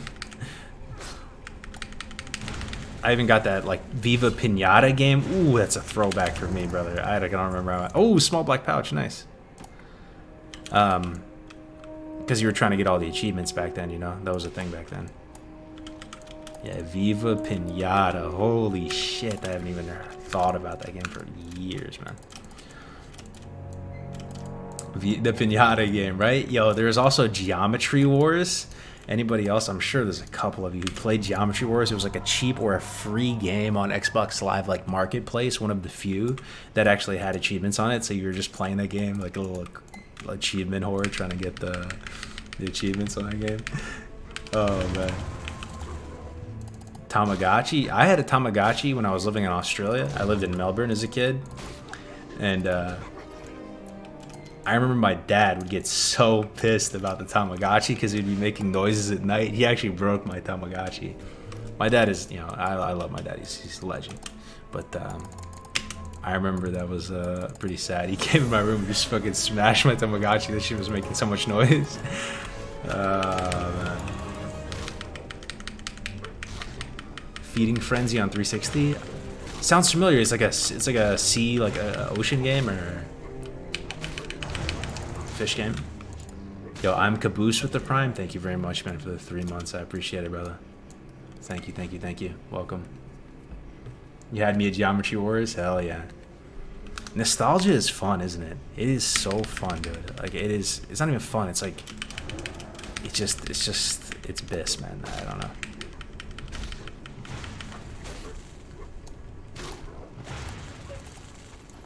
The suffering on the first Xbox, I loved that clunky, awkward design of the first Xbox. Love it. The aesthetic of it, everything about it, how bulky it was, the vibrant green colors, that chunky controller that didn't even really fit really well in your hand. And I wasn't the first mover with Xbox. I was like a PlayStation Andy or an N64 Andy, and I was late to the Xbox game. I remember going over to my buddy Jake's house, watching Family Guy with him, right? Family Guy was like new and like edgy when we were in middle school or elementary or whatever that was, right? And I remember secondhand watching the Halo 1 campaign. I wasn't even playing. I was just watching him play and seeing the flood and all that shit, dude. It was just, that console to me, in my mind at the time, was just the coolest fucking console ever, man. It just looked so amazing. Go to Circuit City or Comp USA and you'd see the big Xbox like case. They had it on display, right, with like NFL Blitz playing on it.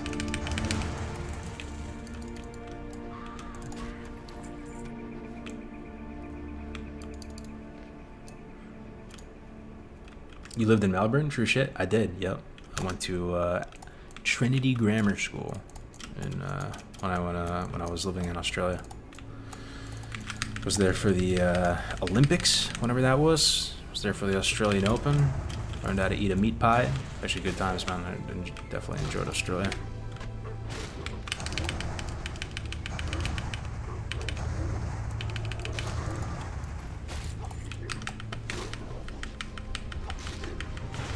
Nostalgia over modern day shit. Yeah, I feel you, man.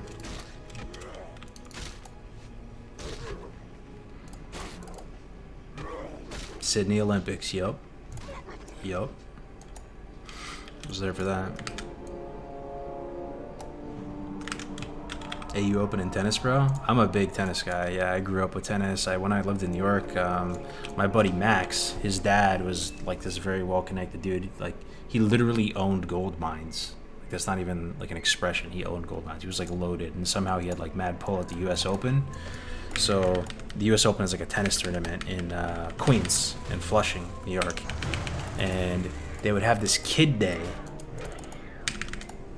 where there wasn't any official matches going on. It was just like the pros warming up, and you would just see, you know, like Serena Williams and Andy Roddick and whoever else playing just on these like kind of practice matches with their coaches. And I would go Kids Day every year with my buddy Max, and we'd go and like meet some of the pros and get autographs and go eat fucking corn dogs and drink Evian water that tasted like shit for some reason. That's like the one bottle of water that actually tastes like shit. Looks really nice though. I love the branding, but for some reason it just tastes like shit. I don't know. Just always has, always will. What was your Xbox gamer tag? Oof, you don't want to know, brother. I'll tell you though. I got no shame. I got nothing to hide. My Xbox gamer tag, the very first one I had was a randomly generated one. This is Xbox original, not even 360. This is the big clunky Xbox. First game I played on Xbox Live was Counter-Strike. Yes, they had Counter-Strike for Xbox, the big bulky one. It was mind-blowing. I loved that game on Xbox. Probably no one played Counter-Strike on regular Xbox because it's obviously a PC game, but it was super fucking dope. I was blown away by the idea of being able to talk with people online, because even back then it was kind of like crazy to talk with people online. You had this big fuzzy mic. It was just a black headset with this big fuzzball at the end that you would talk to people on.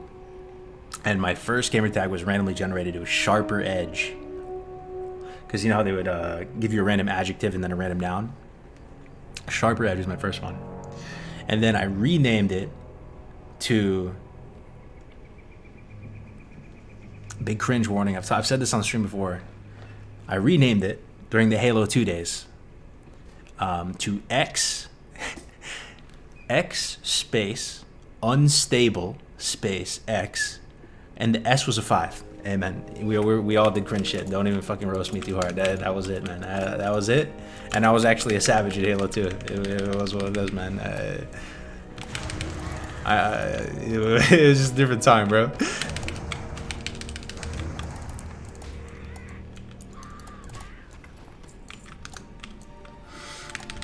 That's an all-time gamer tag. Yeah, you just spelled it exactly right. No S. The 5 was the S. Yes, the 5 was the S. Yes. That's worse than mine. Bro, that name is fire. Yeah, that was my name, dude. Oh, man. But one thing we used to do is we used to Smurf in Halo 2, me and my buddy, right? So, God, this is fucking fun to talk about, man. You guys remember going to Blockbuster, right? There was a Blockbuster right next to my middle school. So, it was a great spot to go. You would go to Blockbuster just to get candy. You could go get candy or a soda, rent some games, you know, and I rented all types of games from there too, because I was trying to get achievement points and stuff, and you would go there, and I loved Blockbuster. It was just a really fun store. I can still, smell the place in my mind right now. Either doing sleepovers or hanging out, right, and just going to Blockbuster. It was just awesome. But anyway, we would go to Blockbuster because the cases of Xbox games back then had a 2-month, or it might have been a 2-week. You guys will know better than me in the chat. It had a 2-month or a 2-week free trial for Xbox Live. And there was a time where they would stack. You could actually scratch it off and use the code. And we would go there and like little DJs just open up the cases and take out the 2-month free trial cards in there, a 2-week free trial. And they would stack and you could, get game time like that. And then they eventually fixed it so that you would have to make a new account with the 2-week free trial. So we would make new accounts with like really troll names. Like my buddy Max at the time made one like Flesh Muncher, and I made some other stupid one, and we would like go play and like stomp people in Double Team and Slayer and stuff. Man, so fun, dude. 2-week and 1 month. Yeah, they're these orange cards, right? They're like orange and black cards with a little scratch off on them. No wonder I bought shit that was always expired. Yo, what's up, Wink? Good to see you, bro.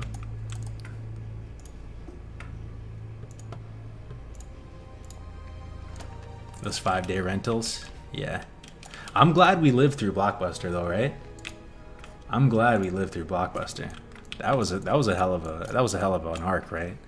Like, does anyone not have fond memories of Blockbuster? Dude, Blockbuster was the shit. I'm trying to remember whether, there was a time where renting DVDs was viable, dude. Or even VHS at a time, You go there looking for movies, you meet people at Blockbuster. Yeah. The smell, yo.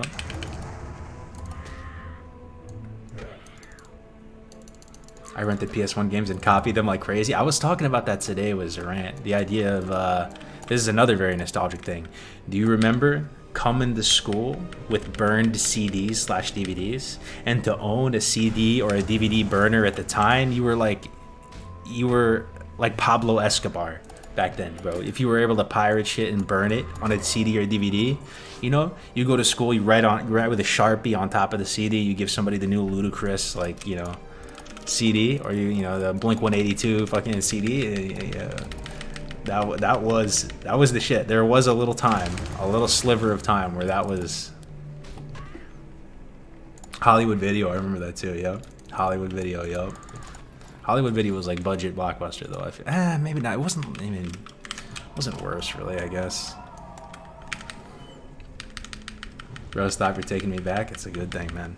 It's a good thing. I remember though, like I had so a lot of my family lives out in California and SoCal, like LA, Torrance, Cerritos, Carson area. Some of you guys probably live out there or know about what I'm talking about. So during summers, my parents would work, and my dad worked internationally. He was always traveling like nonstop, pretty much. And my mom was working at I forgot what she was doing at the time. Anyway, I would go out and spend my summers in SoCal. And my parents, I'm an only child, right? So like they wouldn't like get me a lot of junk food or like have a lot of junk food or snacks in the house. I'd have friends over, right? That would come over to play games and chill. And you know how you would go into like the pantry at your friend's house, right? Get some snacks. My shit was so weak, bro. People would come over and they'd be like, bro, you have like kashi fucking unflavored like puffins in your pantry, dude. Like, what the fuck, dude? Like we need to go get some food. Like, and my shit was so weak. I would go out to California and they were really chill, right? My family out there. And we could actually go get Papa John's. Papa John's was amazing at the time. The cup of garlic sauce was next level. At a time. Now it's basic manners. They have it at Domino's and stuff. There was a time that was like proprietary to Papa John's, bro. I remember going to SoCal, and I would do like my little karate or like taekwondo lessons because I was doing that too. Like I was enrolled in that. Then I would come out of that, go get either Taco Bell or Papa John's, which was like so fucking cool to me in my mind, right?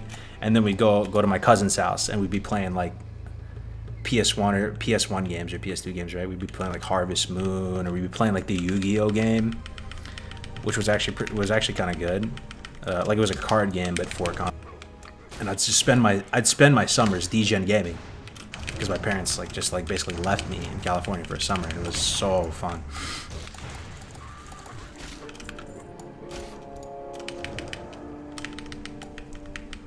Inject that liquid garlic into my veins. Yeah. But like now they have it at Domino's, right? They have it at Little Caesars. You know, the cup of garlic sauce is like industry standard now, I feel. But there was a time where that was like proprietary to Papa John's, I swear. The very last Blockbuster is a few hours from me in Bend, Oregon. Yep, I saw the whole documentary on it. They just refused to close up shop. That is badass, dude. So you actually have been to Blockbuster somewhat recently.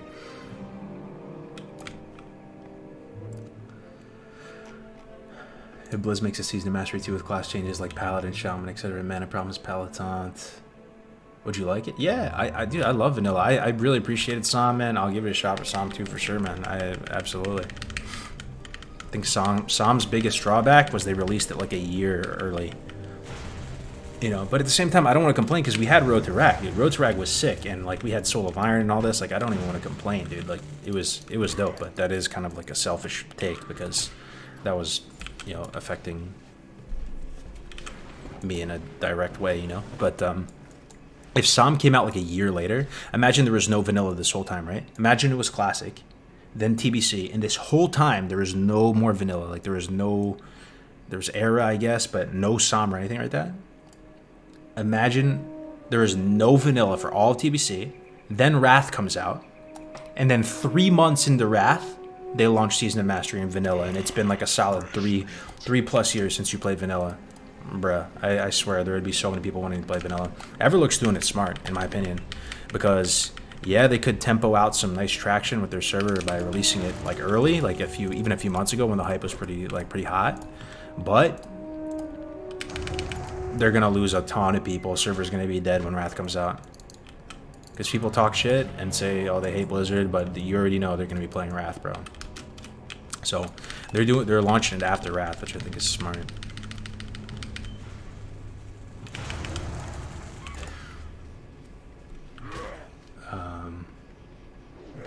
You talked to a Gren? How do you know a Gren?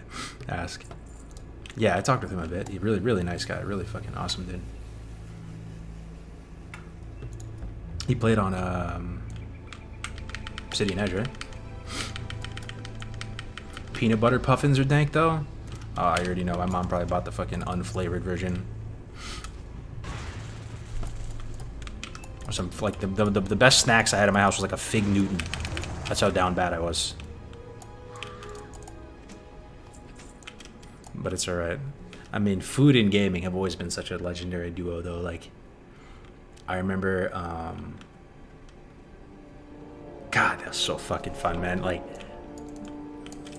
during each gaming chapter, I remember like what we would do, right? So for Halo 1, I think I was in 6th grade. Might have even been 5th when Halo 1 came out. We would go after school. We'd either go to Sal's Pizza, get 2 slices and 5 garlic knots. And that was like $5 or $6, right? Garlic knots were 5 for $1. 2 slices. Can of soda. And then we go over to one of our houses because we all had like Halo going, right? And we would play like Halo 1, either split screen or LAN. We got to the point where we actually set up multiple TVs because people were like obviously like cheating and stuff and like looking at each other's screen, and it was just par for the course. Or I would go to Manor Park Deli and get either a bacon, egg, and cheese or a sausage, egg, and cheese, salt, pepper, ketchup with a black and white cookie and a fucking Arizona iced tea in the long ass can.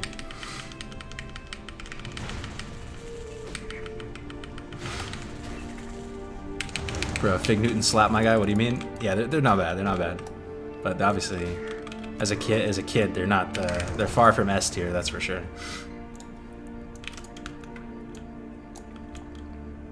Haircut looking fly, by the way. Yo, thank you, man. Garlic knots are bis. Yup. That's another thing they don't really have too much out here in California. It may not really be a thing these days anymore, but there was a minute where garlic knots were pretty popular. There was this one. Yo, check it out, boys! It's the fucking Nax event. Isn't this the Nax event? Oh shit, that's crazy, bro. That's right. That's Psalm for you. Look at it, man. All the spirits are here. I remember doing this back in fucking real vanilla too, man. These events. Oh man. Yeah, pre-patch out, yo. Back on Shadow Strike? No, I tried going on Shadow Strike, got insta-griefed within like 20 minutes. Halo tier list? Dude, I'd love to play some Halo with you guys. That's another one where the OST just sticks with you forever, man. Like, I fucking have so much love for Halo. Like, I've talked about it extensively. I was a Bungie.net fiend that read all the books. I was super vested, you know, in the whole IP. I knew everything there was to know about Halo. I like fucking studied every piece of documentation at E3 or whatever about Halo 2, listening to the first sounds of the fucking SMG and the Needler and dual wielding in Halo 2. I was there, got it, midnight release, got the fucking nice metal version. I still have it in my, somewhere in cardboard boxes in the garage. I still have the collector's edition.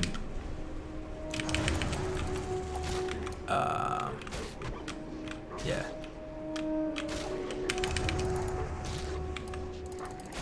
There was this Chinese place though, right by my house, that was, I think it was just called like Best Chinese or something, you know? It didn't have a crazy name. But they had something that was called Dollar Chicken, Dollar Rice. And they would literally just scoop you $1 worth of chicken, just like basic soy sauce, garlic, marinade chicken, and like 1 scoop of rice. And that was the shit too. Like when you were a broke little kid, like that was our thing. After school, we'd just get like a scoop of Dollar Chicken, Dollar Rice. Then go to somebody's house and play games.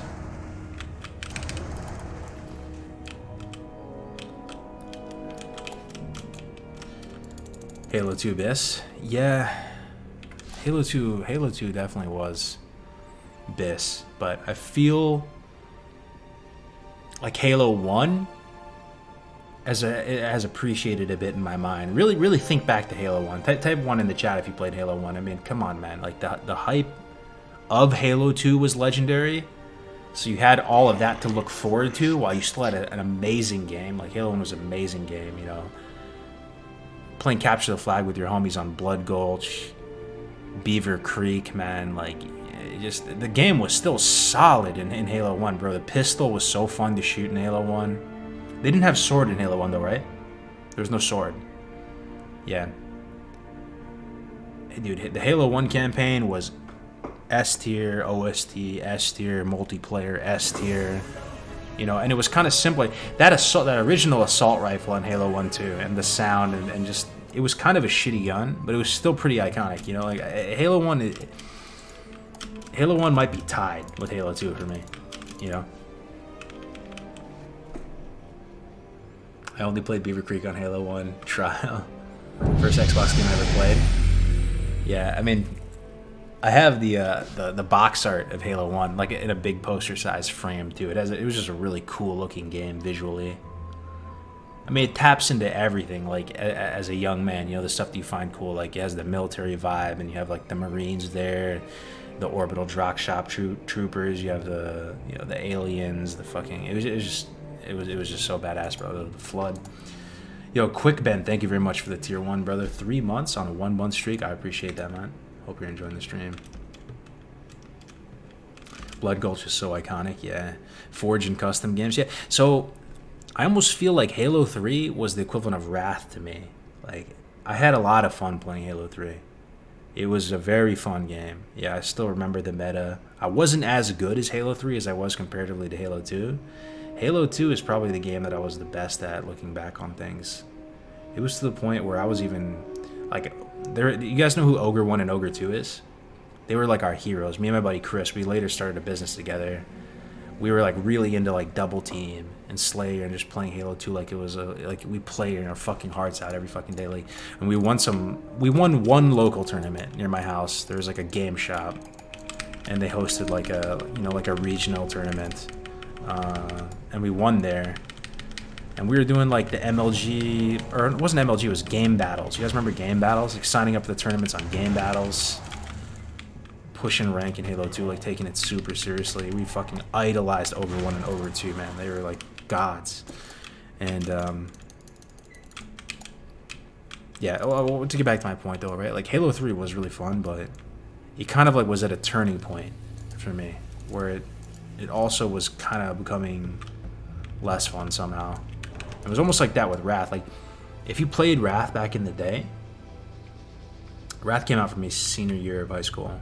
It was a great year, and I had a lot of fun with Wrath, but there was a voice of dissent going on during real Wrath, where people were starting to feel like that retail effect, where the game was getting too homogenized and all that. I don't know if I agree with all those sentiments today, but there was a lot of people back during Wrath that was thinking the game was headed downhill. And it was peak in terms of like player base. And if I had to guess, Halo 3 was probably peak player base for Halo. If I had to guess. I don't know if that's correct or not. I'm guessing Halo 3 was peak for Halo, like numbers wise. But it was the turning point where it started to like go down a little bit, you know. Halo 3 MLG scene was pretty big. Age of Empires 2 is still fun. Oh yeah, for sure. I was talking with Tactics about that today. Tactics is, you know, I got years on Tactics. He's like 25 or something. But he actually played Age of Empires 2 and was doing the map editor. The thing about it, like, I'm sure a lot of you guys did that too. Age of Empires 2, just living in their custom game map editor, where you could make terrain and you're like dragging the trees around, and you're making like a cliff here, and you could even like script little events. They had like cheat codes. I still remember the cheat codes to this day. I had to spawn like a Corvette in that game, or like the monkey guy that would like one-shot people. But yeah, no, that's another one for sure. Age of Empires 2 was super ahead of its time. The campaign and everything. There's screenshots of the H3 lobby with like 10 million players. The thing about Halo 2 though is the friends list system and the rank system in Halo 2 was so hard hitting. It was incredible, and it was downhill Halo 3 and onwards. It was very simple in Halo 2, but it was very effective. you'd have like a color-coded rank system, so like different numbers look different. It was 1 through 50, right? And then the highest ranks were like symbols. They were like a crescent moon, a half moon, a full moon was like 49, and I think 50 was like a halo ring or something, right? It was like the top one. And most everybody was cheating who got to that high rank. Basically, if you get to like level 37 or higher, you were pretty fucking good if you could do it legit. But yeah, it was very, very, you know, Halo 2 is also where they spawned zombies, right? Zombies, SWAT, all those game modes came out during Halo 2, wasn't Halo 3. The friends, so like that was a big thing. It didn't feel as fun during Halo 3, and I think a big part of that was the Xbox Live infrastructure had progressed a lot. So like you could just use your Xbox Live friend list and stuff, and it wasn't as dependent on the in-game Halo one. Where when Halo 2 was out, you pretty much lived on that Halo 2 friends list. Lag switching, yo, to me, I'm gonna keep it a $1.50 with you. I did that shit. We would get, it was called standbying back then. I know some of you know what I'm talking about. You would get a specific type of modem or router made by Motorola. It was called a Motorola Surfboard. Long, big router, right? And it was specifically only that router. If you were the host of a game, you had to be the host, and there were ways to check if you were the host. You could press the reset button on your Motorola Surfboard router, and everybody would just start running into a wall and they couldn't play the game, but you as the host could actually move around and kill people. And there's standbying, there's counter standbying. At high level games, that was like the best bet. If you start to get standby, like basically cheated out of the game, you would counter standby them and try to stall it out, and it was crazy. I remember buying that modem. So my 2v2 partner Chris, we bought one.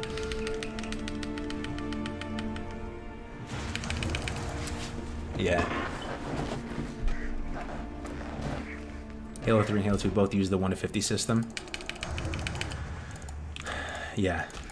I mean, I love the Halo 2 campaign, was incredible too, right? So I think the plot of the Halo 2 campaign was the Covenant was coming to Earth, right? Pretty sure. And they're actually like landing on fucking Earth areas. You know, like highly populated like urban centers and shit, and it's like the nightmare scenarios happening. And I don't know, I could get super nerdy about the Halo fucking universe, but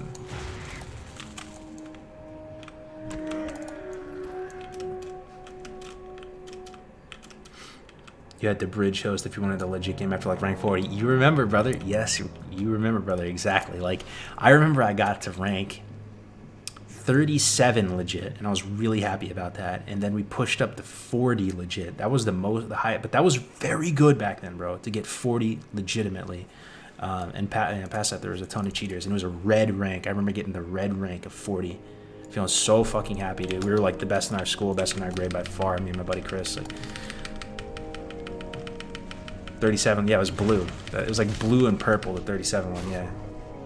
Halo Story never did it for me? Oh, come on, man. Why, was it corny to you or something? I mean, I love those super soldier type stories, man. I mean, it's probably not a unique story in the grand scheme of things. It's probably been done a million times, but you essentially have little kids that are like kidnapped and their deaths have been faked, and they tell the parents that the kids have died, but they're actually still alive.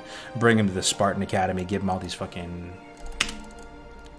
augmentations. A lot of them die, a few of them survive, and then they just, you know, become these insane super soldiers that use these suits that you can't even control with normal human, like, you know, anatomy and shit. Are fresh servers out? Not yet. Probably in a couple weeks. What server is this? We're on Obsidian Edge. It's on.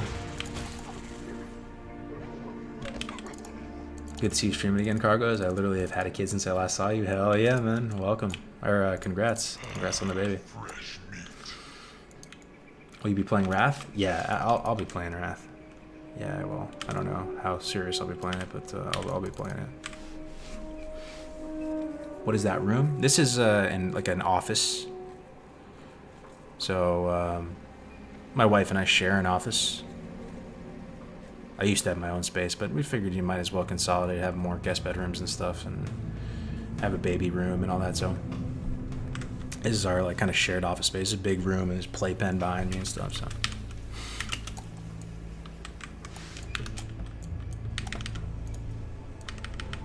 Still in the army? No, I'm been out for a little bit. I had the Hayabusa armor. I remember the Hayabusa armor. The Hayabusa armor was like the anime armor in Halo 3. It was easy to get too, right? It was one of the easier sets. Yeah, I remember. Yeah, Halo 3 was pretty cool, man. They had some good maps on there. God, I think the Halo 2 maps, though, they were so fucking good, dude. Like Ascension, Lockout, Midship. Come on, son. Those maps were so good. The super bouncing, the BXR, the BXB. There was so much finesse in the game. Like, it was fucking amazing, dude.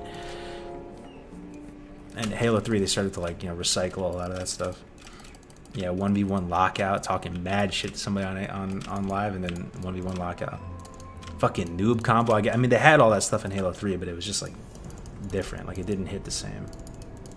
And I played the shit out of Halo 3, man. Super jumping Ascension was so fun, dude. Super jumping all the maps was fun. Like, there's a lot of parallels for me between classic WoW and Halo, just in general. That same like exploration that was so fun, and like finding the different zones, quests, and little things, and like they actually had that in Halo 2 as well. Like super bouncing outside of the bounds of the map and thinking like, oh, this could be good, man, in an actual game, you know, and trying to pull it off in game. And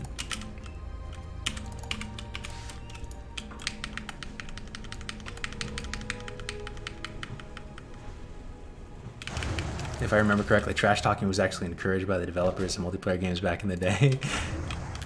Yeah, wouldn't surprise me. Yeah. Burial Mounds. Yo, I haven't heard that name in a long time. Burial Mounds, this is fun to talk about, guys.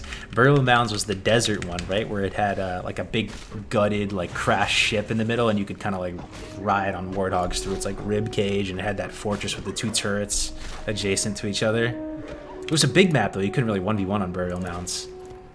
Yeah, I remember like standbying people on Burial Mounds. Oh man, playing fucking Oddball, Team Oddball on Burial Mounds. So fun. Super Bounces P Gaming? Yeah, bro. Crix, you're a Halo gamer too, brother? Yeah, man, Lockout. Yup. Zanzibar? Ooh, dude, Zanzibar was so fun.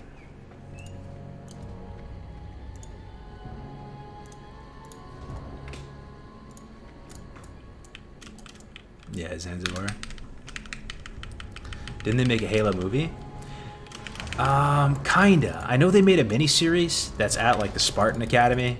I'll change the subject soon. I could nerd out and talk about Halo all day, but I'm sure some people are like, alright, enough with the Halo talk already. Fucking, I love Halo, you get it.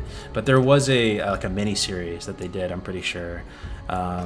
It took place at, like, the Spartan Academy, and it was pretty dope. And, like, I remember, like, the final episode or something, you see Master Chief walking by, because, like, the setting was, like, it's the POV is you're some random like recruit in the Spartan Academy, and you like see Master Chief at the very end, and you're like, yeah. Blue. Oh yeah, Red vs Blue. Red vs Blue is the shit. Yo. Red vs Blue, man. So many fun arcs along the journey of life. There was a whole Newgrounds E-Bombs World arc, man. You guys remember that shit? I remember going to people's bar and bat mitzvahs. So it was right around then. So bar and bat mitzvahs. Most of you guys have probably never been to a bar and bat mitzvah, right?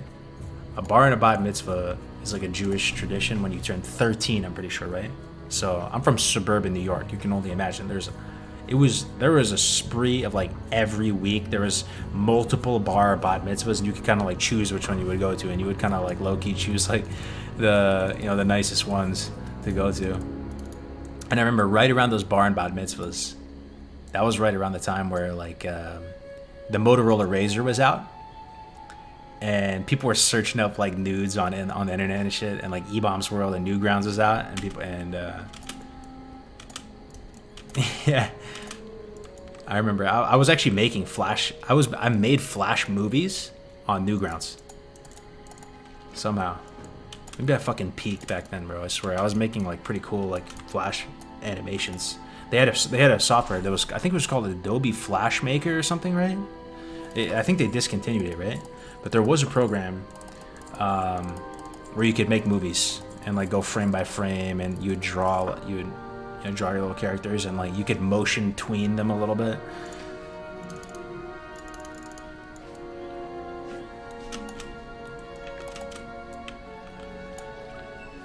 E-bomb is rolled up. That's that Westchester shit? Yeah, you already know, J-Mode. You already know, bro. Westchester, yo. It's the same with Long Island, I would imagine. Westchester and Long Island are like brother and sister counties. Or, areas. Yo, what's up, Grandma? Keyframing? Yeah, man. What was that program called, though? Does anybody remember? Was it Adobe Flash Maker? Flash Creator? That all died hard, though, right? I don't know if it was maybe just me, but you guys had the same thing, right? Newgrounds and E-Bombs World were like massive in your schools, and like you would go and follow different like video series. They actually had games too. They had like Flash games, and it was kind of like mature and edgy at the time, It was Adobe Flash. But Adobe Flash is just the software you need to play a Flash movie, right? There was like a creator too. The good stickman fights, yeah. Oh shit, yeah. Okay, fine. Yeah, it was big enough they blocked Newgrounds at their school. You still get to it easy though. Bro, I remember they would block. They somehow blocked the ability to download games and stuff on our school computers. This is in middle school. Oh, it might have been high school, man. I can't even fucking remember. No. Pretty sure it was. I don't remember. It could have been middle school, could have been high school. But I remember this one dude, Junehog. He found a way to download Warcraft 3 onto the computers. And it was... Somehow it was like Warcraft 3 multiplayer, though. Like the custom games, Basically, like, it wasn't Dota. They had other custom games that weren't Dota for Warcraft 3. They had all types of them, right? With like the different heroes and shit. And he was like the champion because he got it installed on the computers somehow. And we would, be at school playing fucking Warcraft 3 custom games with each other, like in the computer lab. And it was so sick. Like he basically like hacked the computer somehow. Flash was basically killed for security reasons. HTML5 is the current shit. Yeah. I see. Security reasons.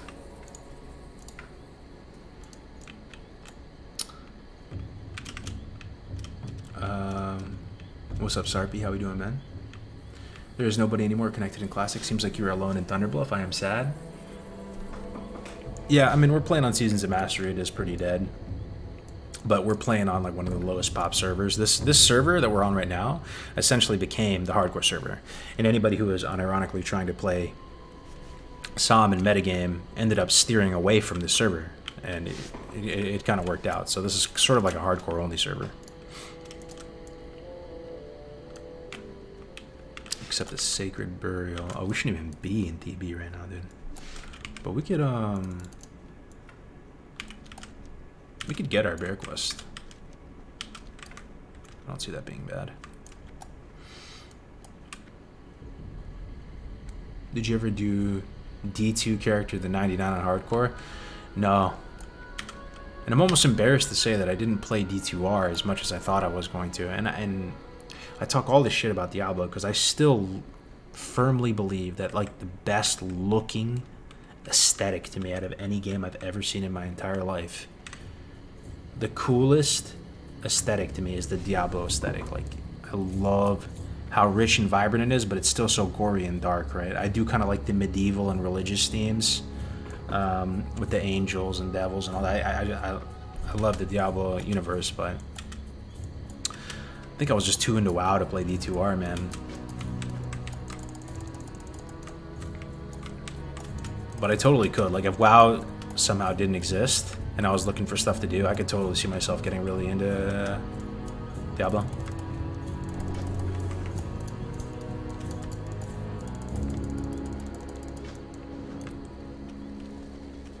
People hate on Diablo 3, but I still have fun with it. Yeah, I mean, a lot of people thought D3 was going to be completely... A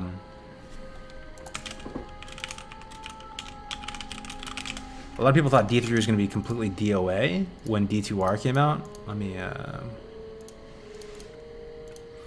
lot of people thought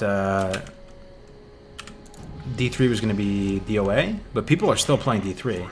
Like, do you guys follow any Diablo streamers? The main guy I follow is Rax, or Xantarax. He's like one of the main guys. And, you know, I see him, even though Immortal's out, D2R is out, he's still hitting that D3, bro. And if a lot of the Diablo community is still hitting 3. I really enjoyed 3 as well. It actually got better over time. I played it on launch.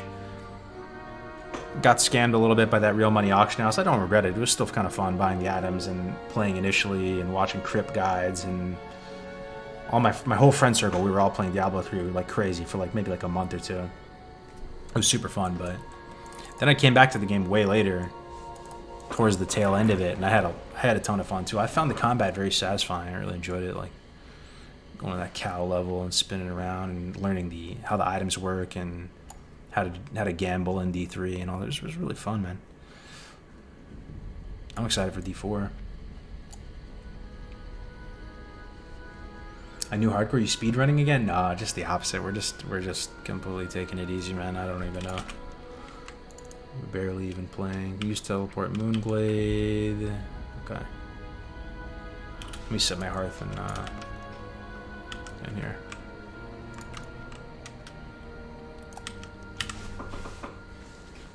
When do you start the Druid? A couple days ago I started it on stream. D3 is always going to be played on fresh season.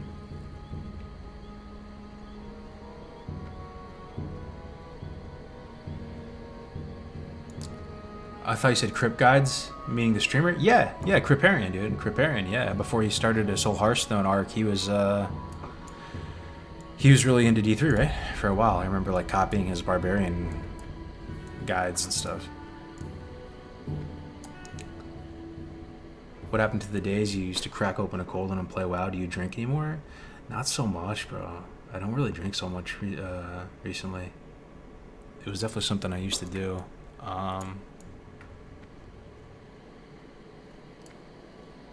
No particular reason. Like, I could just crack a cold one, doesn't matter. But it's just like kind of not that appealing. I don't know.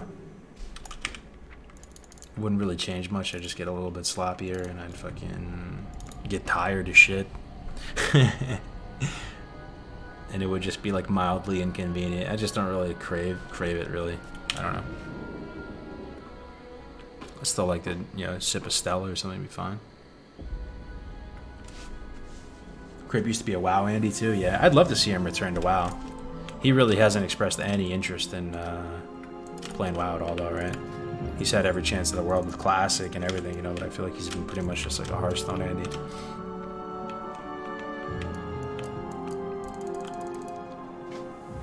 Me and my bro are in the D4 Alpha at the moment. I'll be playing it today.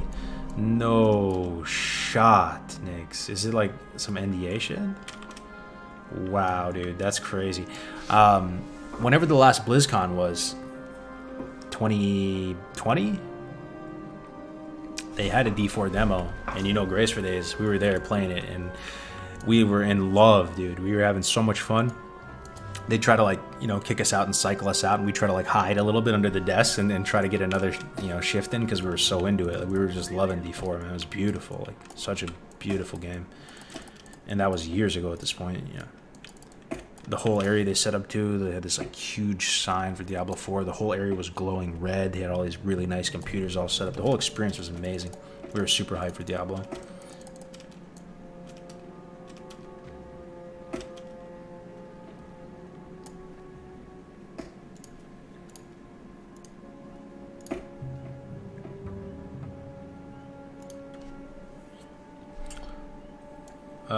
Man. GDKPs with the boys equal casual. I mean, it is kind of casual, dude. GDKPs, isn't that pretty casual? Because like, you're not on a set raiding schedule necessarily. You kind of just raid a la carte. You're not really pumping. You're not really parsing. You're just making a little gold, kind of maintaining your consumables each week, kind of more slowly and methodically gearing up. I think it's more casual, you know. Oh, what the fuck am I doing? Got a heart now, right? Oh yeah, talk to the Great Bear Spirit, that's right.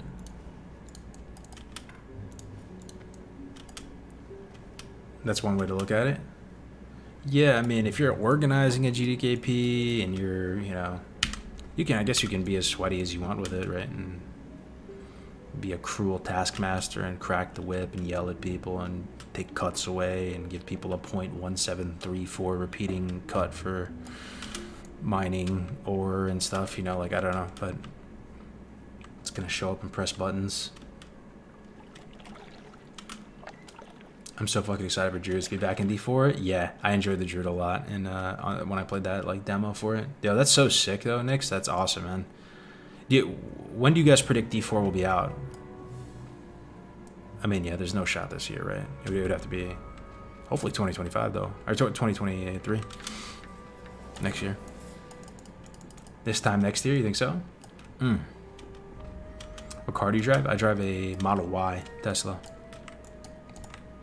which I'm very fucking happy for because the gas prices are crazy. Okay, now we go turn this in, then we hearth. Christmas, 9/9/23. Wiki with the insider plug. September 2023. What's up, DJ? First time in the chat. What's up, Tatsamaru?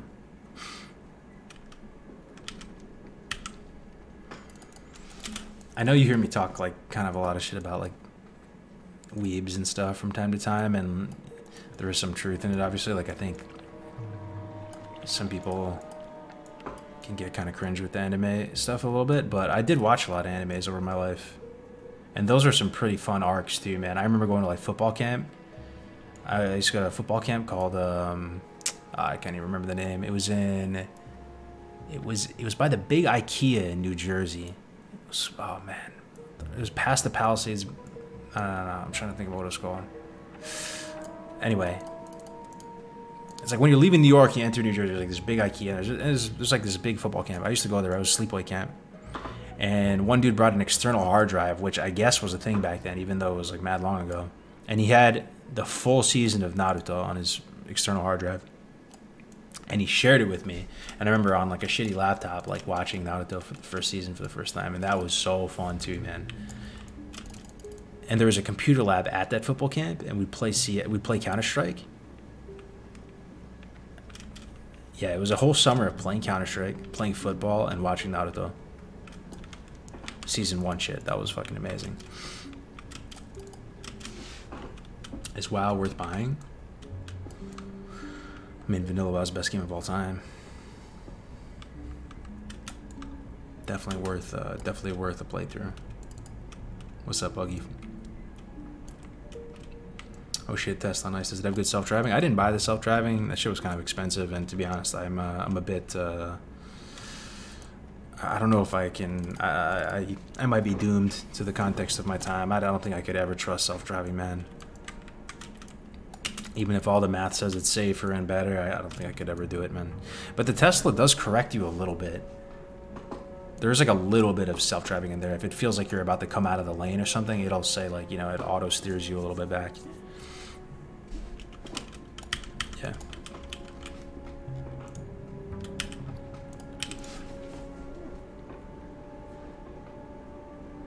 Classic or retail? This is classic right here. This is the original. This is the vanilla WoW. Not many people are playing it, but I have a lot of love for this game. I just want to play it for fun.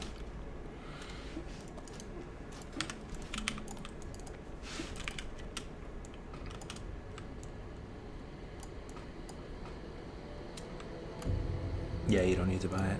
Man, there's 630 people on Twitch. That's wild, man. I really appreciate it, guys, truly. Everybody watching, whoever you are, wherever you are.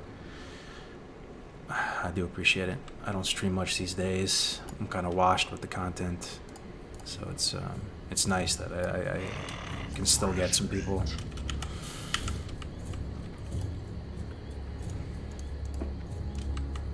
Oh, and sub on YouTube if you don't mind, if you haven't, just for the lulz. I'd like to see it, you know, hit 100K. It's been stalled at 99K for like multiple years, but it would be cool to get that thing. What do you think they're going to do after Wrath? I'm not sure. I talked about it a little bit earlier. I think I'm kind of 50-50. I think 50% chance they're going to just call it and say, oh, that's it, folks. You know, maybe we'll run some SOM servers or something. That's the trilogy. That was our original, you know, goal for Classic, to recreate the old world. We did it. GG. Or they I feel like there's still money on the table, and they keep going into Cata and beyond.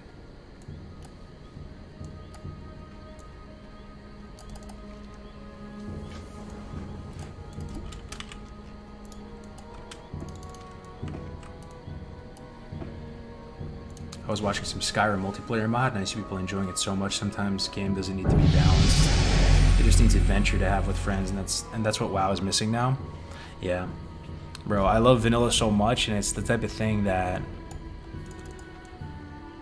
I feel like we've explored every corner, man. I feel like we know every fucking hollowed pixel of every zone in this, and it's kind of at that point, at least for me. Maybe not for other people. Some people still have some gas in the tank. You know, for me, it's almost regrettable because we have like done damn near everything you could possibly do, man. I've had twink arcs, I've had PvP arcs, world PvP, doing dungeon stuff, doing the dungeons a million different ways, crisscross applesauce, fucking leveling, speed leveling, everything you could possibly do, man. I wish there was more there. But it's still a great game to replay, you know, but it's just, yeah, I just wish there was more there, you know.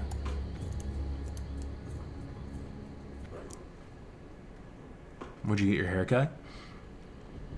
Just at a local, at a barber right near me. I've never like worn my hair like this in the past. I've never really actually just pushed it back, just kind of like slick back hairstyle look. So I'm just trying it out, and I've been liking it so far. It's a new decade, new me. Yeah, I like it. I actually really like it because I've just been like a bald Andy, and you guys think I'm fucking balding every time I go on stream, but I actually do have hair. Just you know, in the military, I was just like buzzed it or just wore it really short, so I just kind of like kept it going, and the pandemic hit, so I was just buzzing my hair and saving some money, you know, just buzz your own hair for a long time. Just hit it with the buzzer.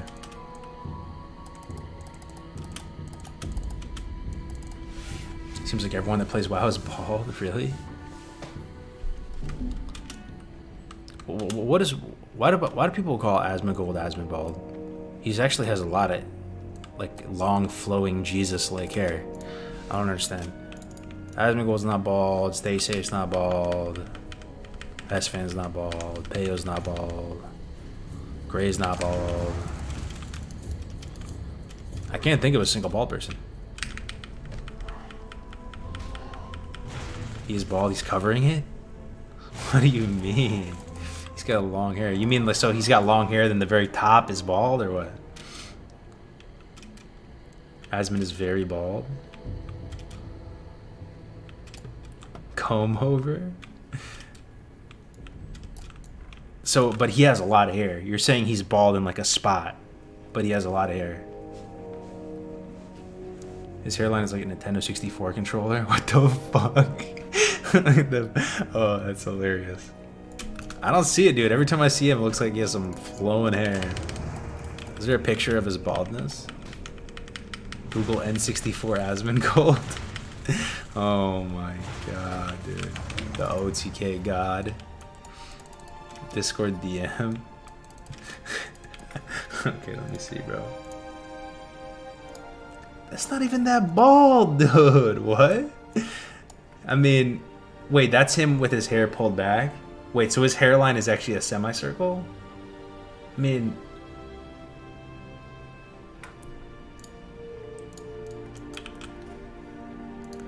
I mean, when I think bald, I think the little swirly on your head is bald, you know?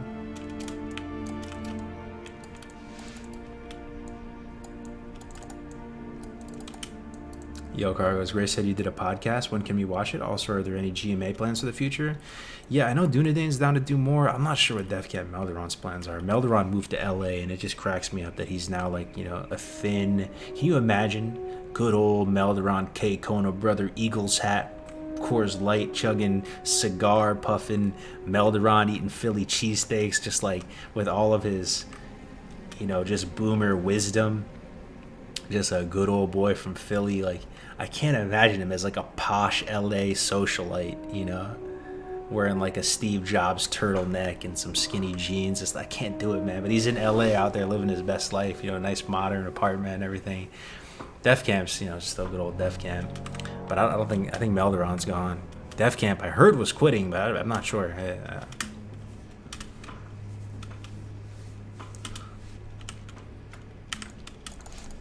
I'd be down for some GMA. But yeah, we have all of our GMA episodes on my YouTube. You can go back to the very first one. It might be a funny watch. It's extremely low production value. We're extremely cringe because it's our first podcast and we're just, you know, everything is going wrong. But our first Good Morning Azeroth episode, if you were to watch that again, you will sense like those classic vibes. Like this is like a good amount of time before Classic has come out, and we're just talking about the game with such fervor. It's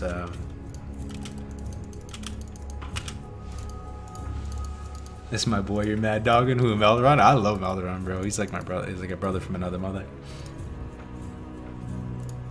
Neither of them are quitting? Oh, okay, that's great.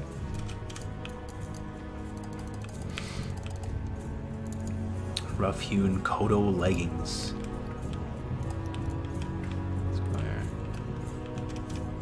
I hope they come back. Yeah, same. But I mean, Winky says they haven't quit, so I don't know. I just heard their guild, you know, folded, and they, yeah, I just heard their guild folded and reformed.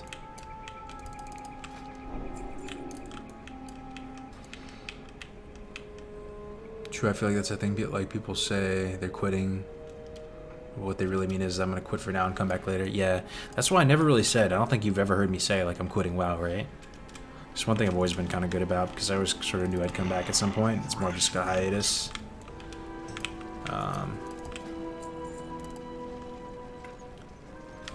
Let's make some bandages, some exhilarating band-aid content. Hell yeah.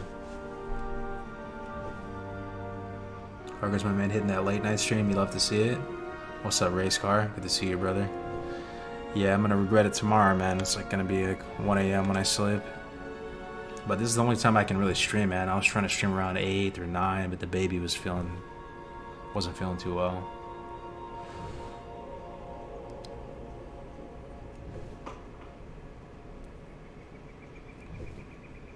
I mean, it was actually kind of funny because I stopped playing the game and then I made a YouTube channel about the game.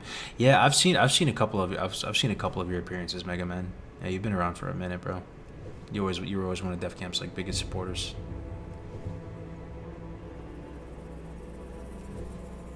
Hey, is no one being an asshat tonight? Yo, no one. Fingers crossed. What's up, Naughty Maris? How we doing, brother? Good to see you.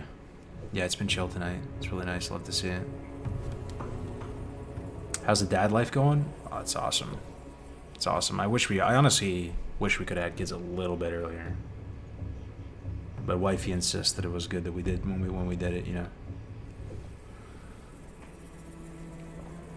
But it's extremely rewarding, you know. Like I've been kind of like existential recently. Like I've been talking on stream, right? It feels like the nights are long, the years are short, life flying by, and that kind of is a bit unnerving because life is just absolutely flying by at an accelerated rate of speed. But when you have a kid, it actually kind of like eases that a bit. It gives you like a really clear-cut, tangible sense of like purpose and direction, and it kind of motivates you to be a better person, which has been really nice.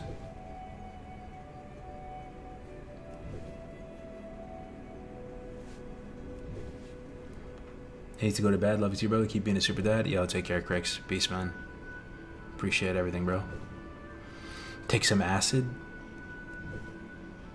No, those days are over, man. I think I actually did take acid one time, like kind of accidentally. My buddy, who's a games industry executive, by the way. I was at GDC, San Francisco, in might have been 2016 or something, right? It was a while back. And he hands me some gummies, like a gummy. I'm at this Chinese restaurant. He hands like, he's from Long Island, and he got some like apparently like these very expensive exotic gummies from Long Island, and he gives one to me, and it wasn't like an edible like THC type gummy though. It was like, I just remember. I remember I was out of it, bro. I remember one of my co-founders found me, and I was like just on the curb outside an H&M, just fucking sitting there, dude, just like spaced out, like watching people. They're like, "You alright, bro? We've been calling you, man."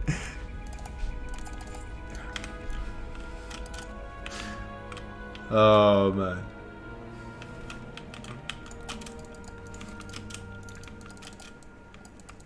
I wonder if your kid would ever see this VOD. They'd know they got a good one. I appreciate it, man. Yeah, it is kind of cool. That's one thing that I really do appreciate out of streaming and making content. It does. You're not really thinking about this while you're making it and streaming and stuff, but it does kind of catalog your life, and it is something you can go back and watch, and it might be interesting to, you know, like my future kids or grandkids or something. It'd be kind of cool maybe for them to go back, because you could probably get a real sense of how someone is or how someone was if you go like watch their videos and VODs. That's gonna be crazy though, right? Like that blows my mind. That in future, right? Future generations are gonna be able to go back to like their great grandfather and watch in like perfect HD, crispy 4K resolution quality. Watch them as like a young person doing what they're doing. For us, you know, like even like our parents, we could still see baby pictures of our parents and stuff, you know, in color and stuff, but they're all grainy and the quality's kind of fucked up. I just can't even imagine, you know. I just can't even imagine. Like 100 years from now.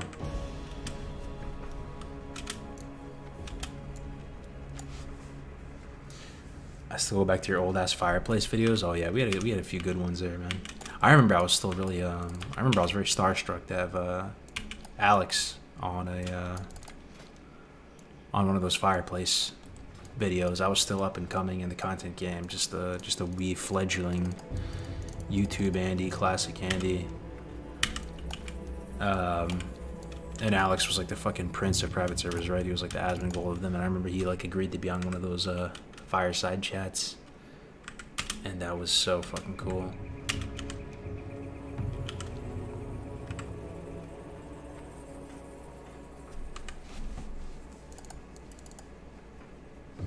"4K is gonna be grainy and fucked up for our grandkids, right?" Yeah, isn't that crazy to think? What do you mean? Like, I have to watch this media in like 2D? You mean like it's like a flat thing you have to watch? It doesn't like, you know, enter three-dimensional space and go into your fucking infuse with your senses? Let me go do this Moonkin quest or Bear quest. Any collabs planned for Wrath? Not really at the moment. I did a whole bunch with TBC, right? Hopefully you guys, or some of you guys, enjoyed some of the TBC content. We had, you know, we did like we started a show called Dark Portal for TBC, Crix and I, who just left, and we did deep dives on every class, on tanking, on healing. We did a lot, but for Wrath not so much. Wait till there's VR or full AR videos of people's weddings and shit. Yeah, true, man. Yeah, the future's gonna be crazy, man. I think like pretty soon we're gonna have, you know, sentient AI and robots and stuff. And I say use sentient sparingly. Like, they're for all intents and purposes sentient, because they're gonna like be able to programmatically think for themselves and give like answers to questions and stuff like that. But you know, that goes into how you define sentience and consciousness and all that. That'll happen, right? Anyway, security rover robot dogs, like, you know, these automated, dude, drones and AI. Oh, it's gonna be really fascinating to see how that space develops over the next like 50 years, man. It's gonna change a lot, I think.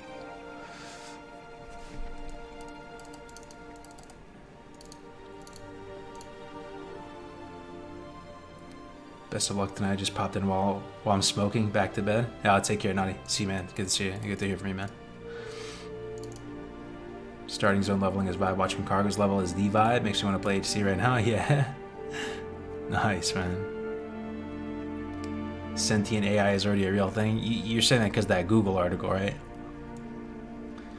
That Google developer who's working on codename Lambda.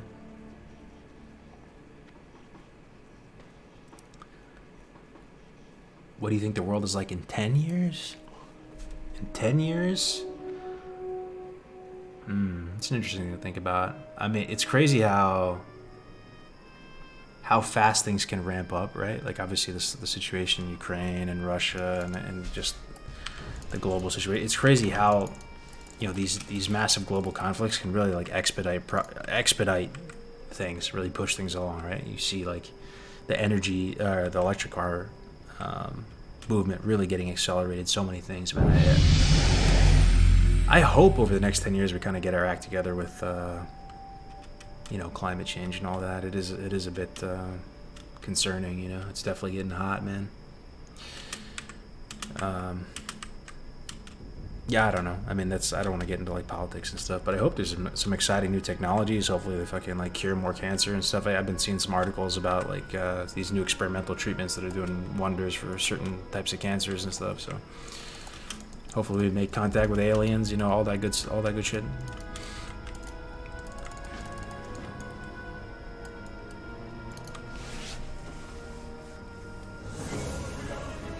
Did you see the robot that broke a kid's finger because it was cheating a chess game? No way, what?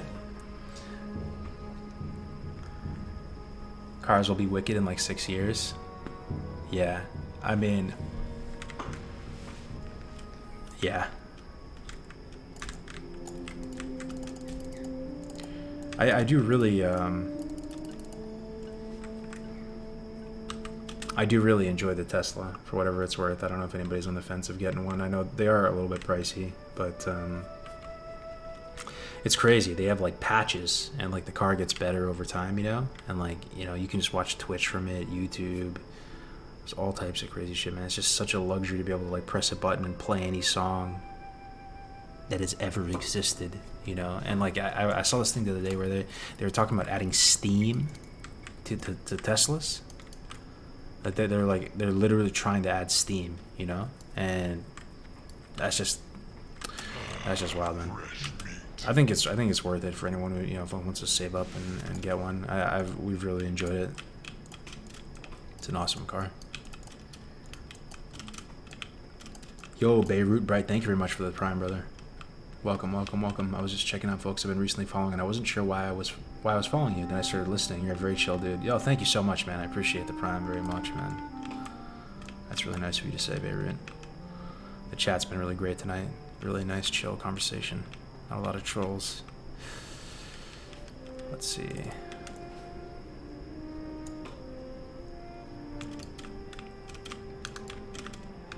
Oh yeah, here he is, Lunaclaw. The secret is to just root it forever. It's actually a really hard opponent if you don't root it, right? You're really not in good shape of killing this thing solo. I'll whittle it down a little bit. Then I'll start moonfiring it and stuff. Oh, it didn't break.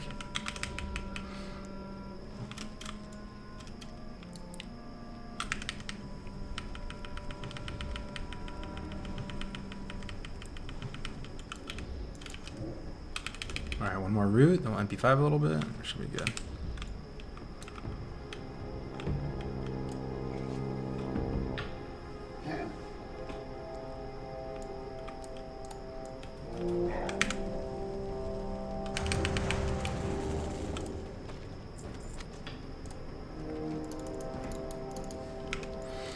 Nice.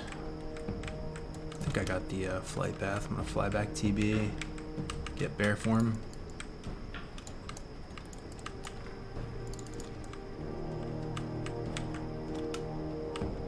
Love my Tesla 2020 Model S here. Yeah, I really have no regrets getting it. You playing on SOM? This is SOM, yeah.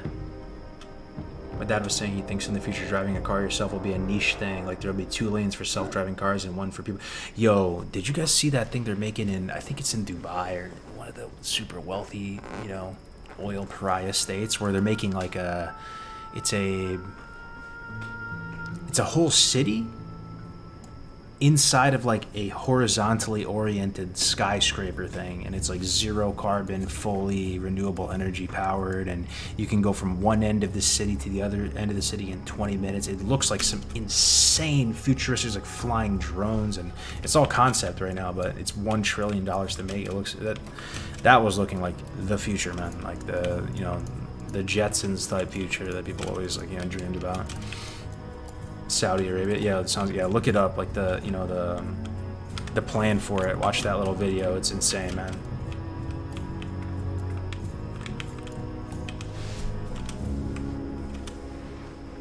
They're actually trying to, you know, do that. What's up, Madrid? Greetings from Germany. Can you or the chat tell me the name of your leveling guide add-on? Yes, sir. That is Rested XP. I'm one of the partners in the org. We put our hearts and souls into making this add-on. We're using the hardcore functionality of it right now. As you can see, it's all styled red, but supports SOM, TBC, Era, Wrath, Dungeon Cleave. A lot of cool features in it. You can see more info at restedxp.com. It's just PR though. Doubt it will ever be built. Really? Yeah, I mean, I hope it gets built. Looks awesome.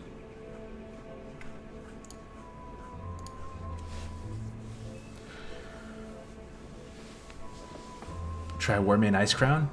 Oh, I played a bit on it. What's your favorite console game? Favorite console game? I gotta give it to Halo 2. I talk about it so much. It's almost like it would just be disrespectful to choose another one. But I've played my fair share of console games. There's a lot of good ones. One that was actually surprisingly fun today was Sarge's Heroes. If any of you guys, I also played the Worms Armageddon game for a second today. That one's pretty fun. Some of these older games, man, maybe I just suck. Maybe I'm just fucking washed. But the difficulty level on some of these older games was pretty high. Like I basically played Worms Armageddon today. I just played a game and got fucking smoked. And then I played the Jedi Racer game for N64. I think it was called Episode 1, where it's like Mario Kart for Star Wars for N64. I played that game. I kind of got smoked. And then what was the other one I said? Oh yeah, Sarge's Heroes was pretty fun. I died a few times, but I played that for, you know, a solid amount of time. If you guys remember Sarge's Heroes, it was like green soldiers versus tan soldiers, you know? And probably for a lot of you, when you were little kids, check out that ziggurat floating outside DB. I don't see that every day. You know, we actually played going to Chuck E. Cheese, getting fucking green and tan soldiers, you know, and I totally forgot about that whole game and how it worked. But it was pretty fun, man. It was almost like Star Wars Battlefront, kind of, but with green and tan soldiers, and you're like on these missions and stuff.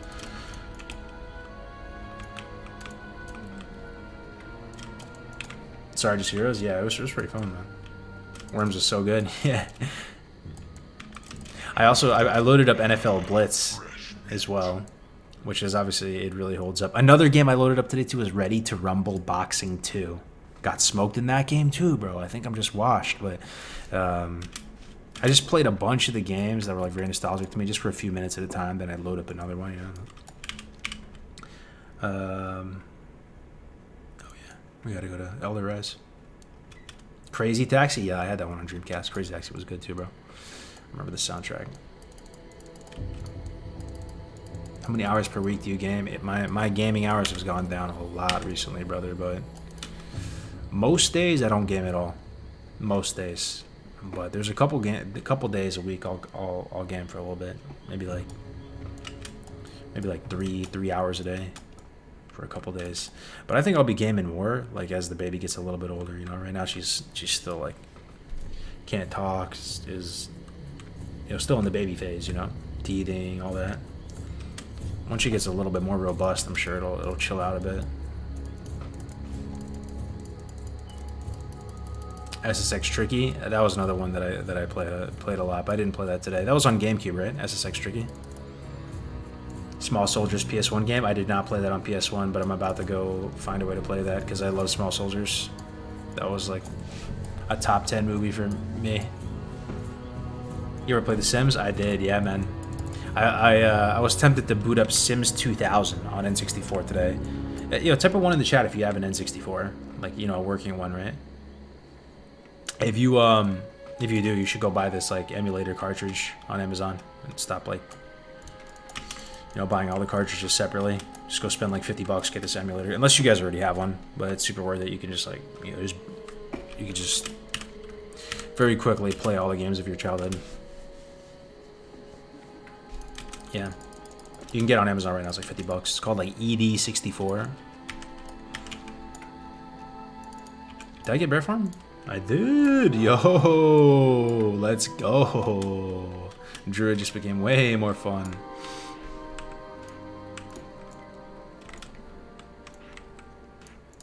We have our sick abilities of Growl and Maul.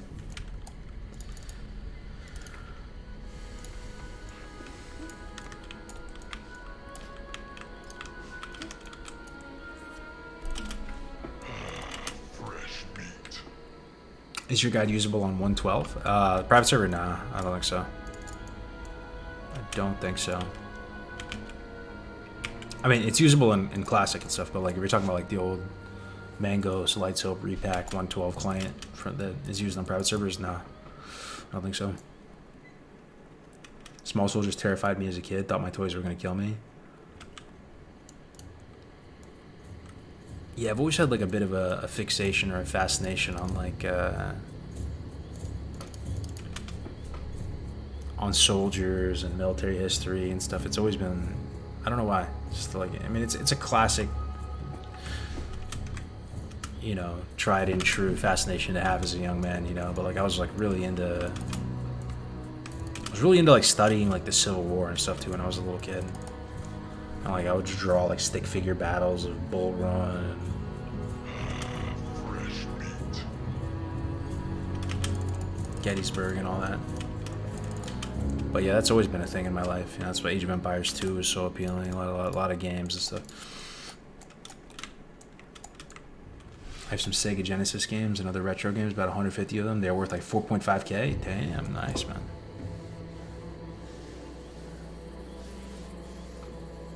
You probably watched Saving Private Ryan a good amount. I remember watching Saving Private Ryan in theaters, and my chill aunts took me to see it, and they were trying to cover my eyes and stuff, right? Because it actually is a pretty gory movie, and I'm like, 9 or something watching it. But yeah, I remember watching it in theaters. That's a banger of a movie for sure. Young Matt Damon, same is Private Ryan. Tom Hanks. Legendary. Oh, let's buy some water.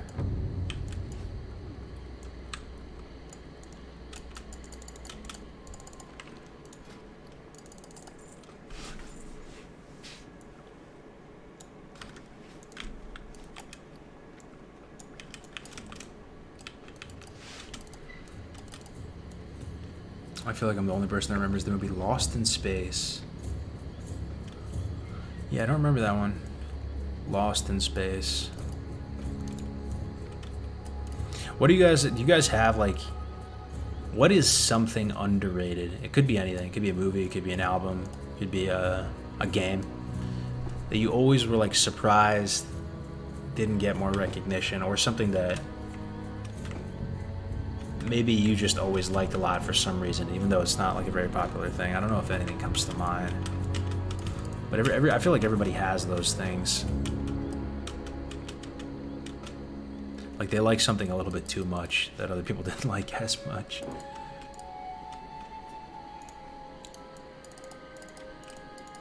What's the name of the add-on that shows spells you just cast? It's called Trufi, GCD, TRUFI.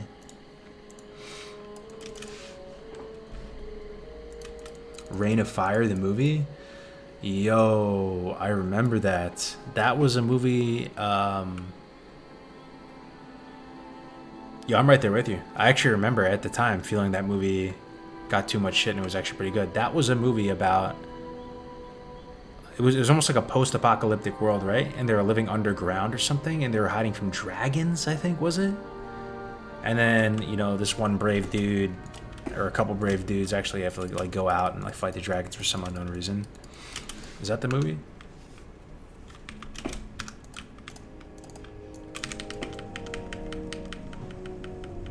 The game Don't Starve Together, a brutal survival game on Steam. Don't Starve Together. Okay, I'll try to remember that. Yo, can I say something too? I never actually played Castlevania. And I know it's a legendary game. So I booted it up today. It must have been one of the later Castlevanias because it's not like a side-scroller platform or anything like that. I'm not even sure if that's exactly what Castlevania was. This is more of like an open-world one. And it actually had voice acting and stuff, and it was for N64. It was actually really fun, man. I was enjoying it. You like spawn on a pirate ship.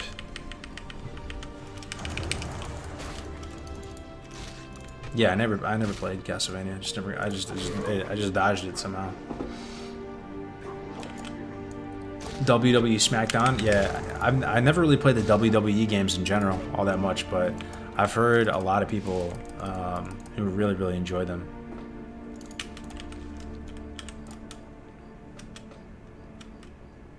Oh, you played the one for N64. I'm so sad for you. You played the worst one of the series. Oh, really? Midtown Madness. Fresh meat. The cartoon I Am Weasel is kind of forgotten, but very cool. Interesting. The movie The Island. I feel like I might have watched that one. What is it about? Sounds very familiar.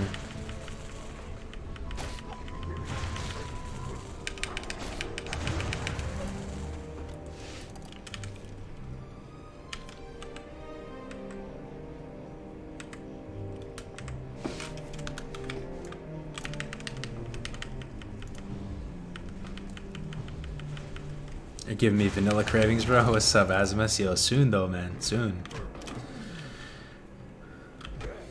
That's good, man. Good to see you, my friend. Hopefully you guys are enjoying the setup, you know, with the action bars all hidden. Hopefully, I mean, it's pretty much as clean as you can get it, you know, as far as looking at the world. I'm running the shaders from Reshade. I got contrast bumped up a bit. Got the music and ambience blasting as loud as possible, so hopefully it's the world's on display in all its glory here. Do you think there'll be a new Psalm season? I hope so eventually. Who knows, man? Do you think Activision makes a lot of money off WoW Classic, or is it like a drop of piss in the ocean? I wonder sometimes. You know, I wonder if WoW Classic really is like almost like a write-off type of thing. I don't know. Maybe it is more than I think, but you're just dealing with these games like heavy, like much stronger monetization models, you know, in a lot of ways. So it makes you think like probably a few mil. They definitely do just from subs.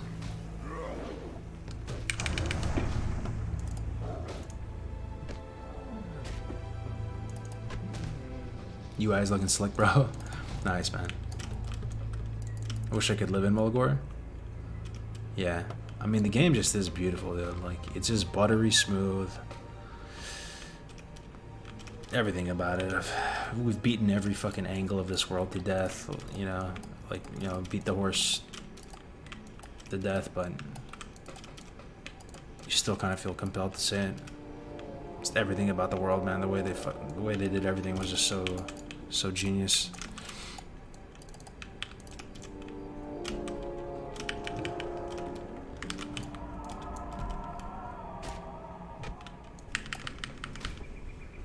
Blizzard makes very little in comparison to Activision because of COD and Candy Crush.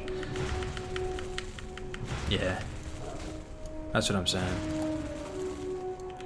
And I would imagine they make probably orders of magnitude more from retail, because retail has just so much more monetization in it, right? With like the token and skins and mounts and all that.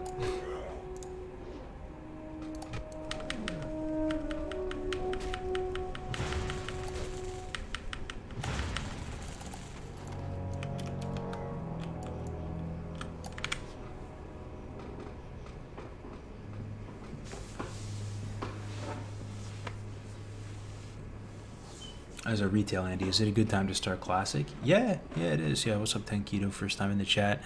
Wrath of the Lich King Classic is coming out, so it's kind of wiping the slate clean. We just finished DPC, and there's actually fresh servers that are launching in a couple weeks. So you can hit the ground, blank canvas, new communities forming. You will not even be a single second behind anybody else, you know? It's a great time to jump in, actually. Probably like the best time ever to jump in. Just roll on the fresh server. I heard era servers are kind of popping. I've been hearing the same. You know, popping is probably like a relative term though, right? I heard white main era is popping. And it's growing, getting more and more players, but what does that really mean? A couple hundred online? I'm happy though. I'm happy that's the case, honestly. It's great to see era getting some love. People actually not waiting for Blizzard to hand them the content and actually just going out and doing it themselves and bringing people together.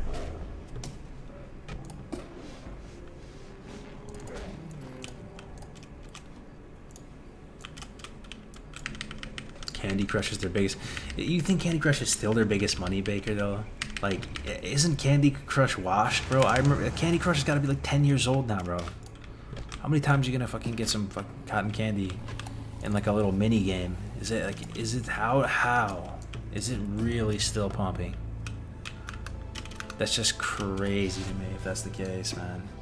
It's got to be like new mobile games like taking its place, I would imagine.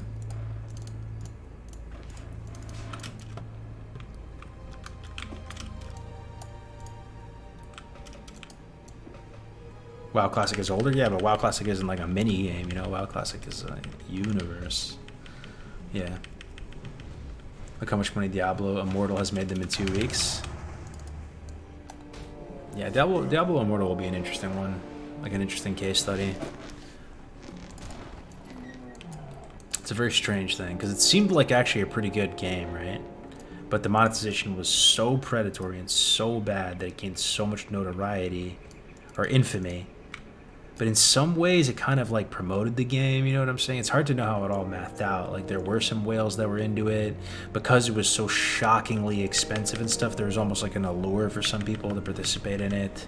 Massive backlash, but that's still promotion for the game in a way. I wonder how the dust is going to settle and how history is going to read that game, you know?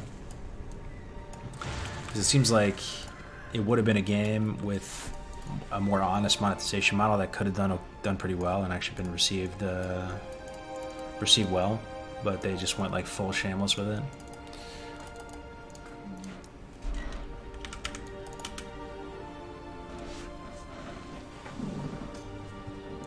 I know so many moms that love Candy Crush and don't mind paying, even still, huh?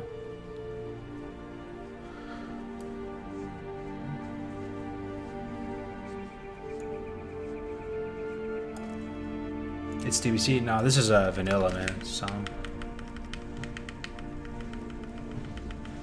Diablo Immortal gameplay wise is extremely good. It's actually amazing. It's just the way they're monetizing it. Yeah. Hey, what's up, Mark? Good to see you, man. Good morning. Yo, so I said I was gonna stream till 1 and not too much after, just because I'm gonna be tired as fuck. So I'm probably gonna wrap it up here, guys. I just realized I've been casting instead of being in rare form. But guys, thank you very much for tuning in, whoever you are, wherever you are in the world. Complete middle of the night red eye stream. Actually quite a pretty substantial turnout. You love to see it. You love to see it, man. Probably catch you guys either tomorrow or in a couple days, you know, same time. It's been fun. It's good talking about everything. I'm gonna pass it off to LMGD. It's someone who I've got to know a little bit more recently. A nice guy. You say what's up to him for me, and I'll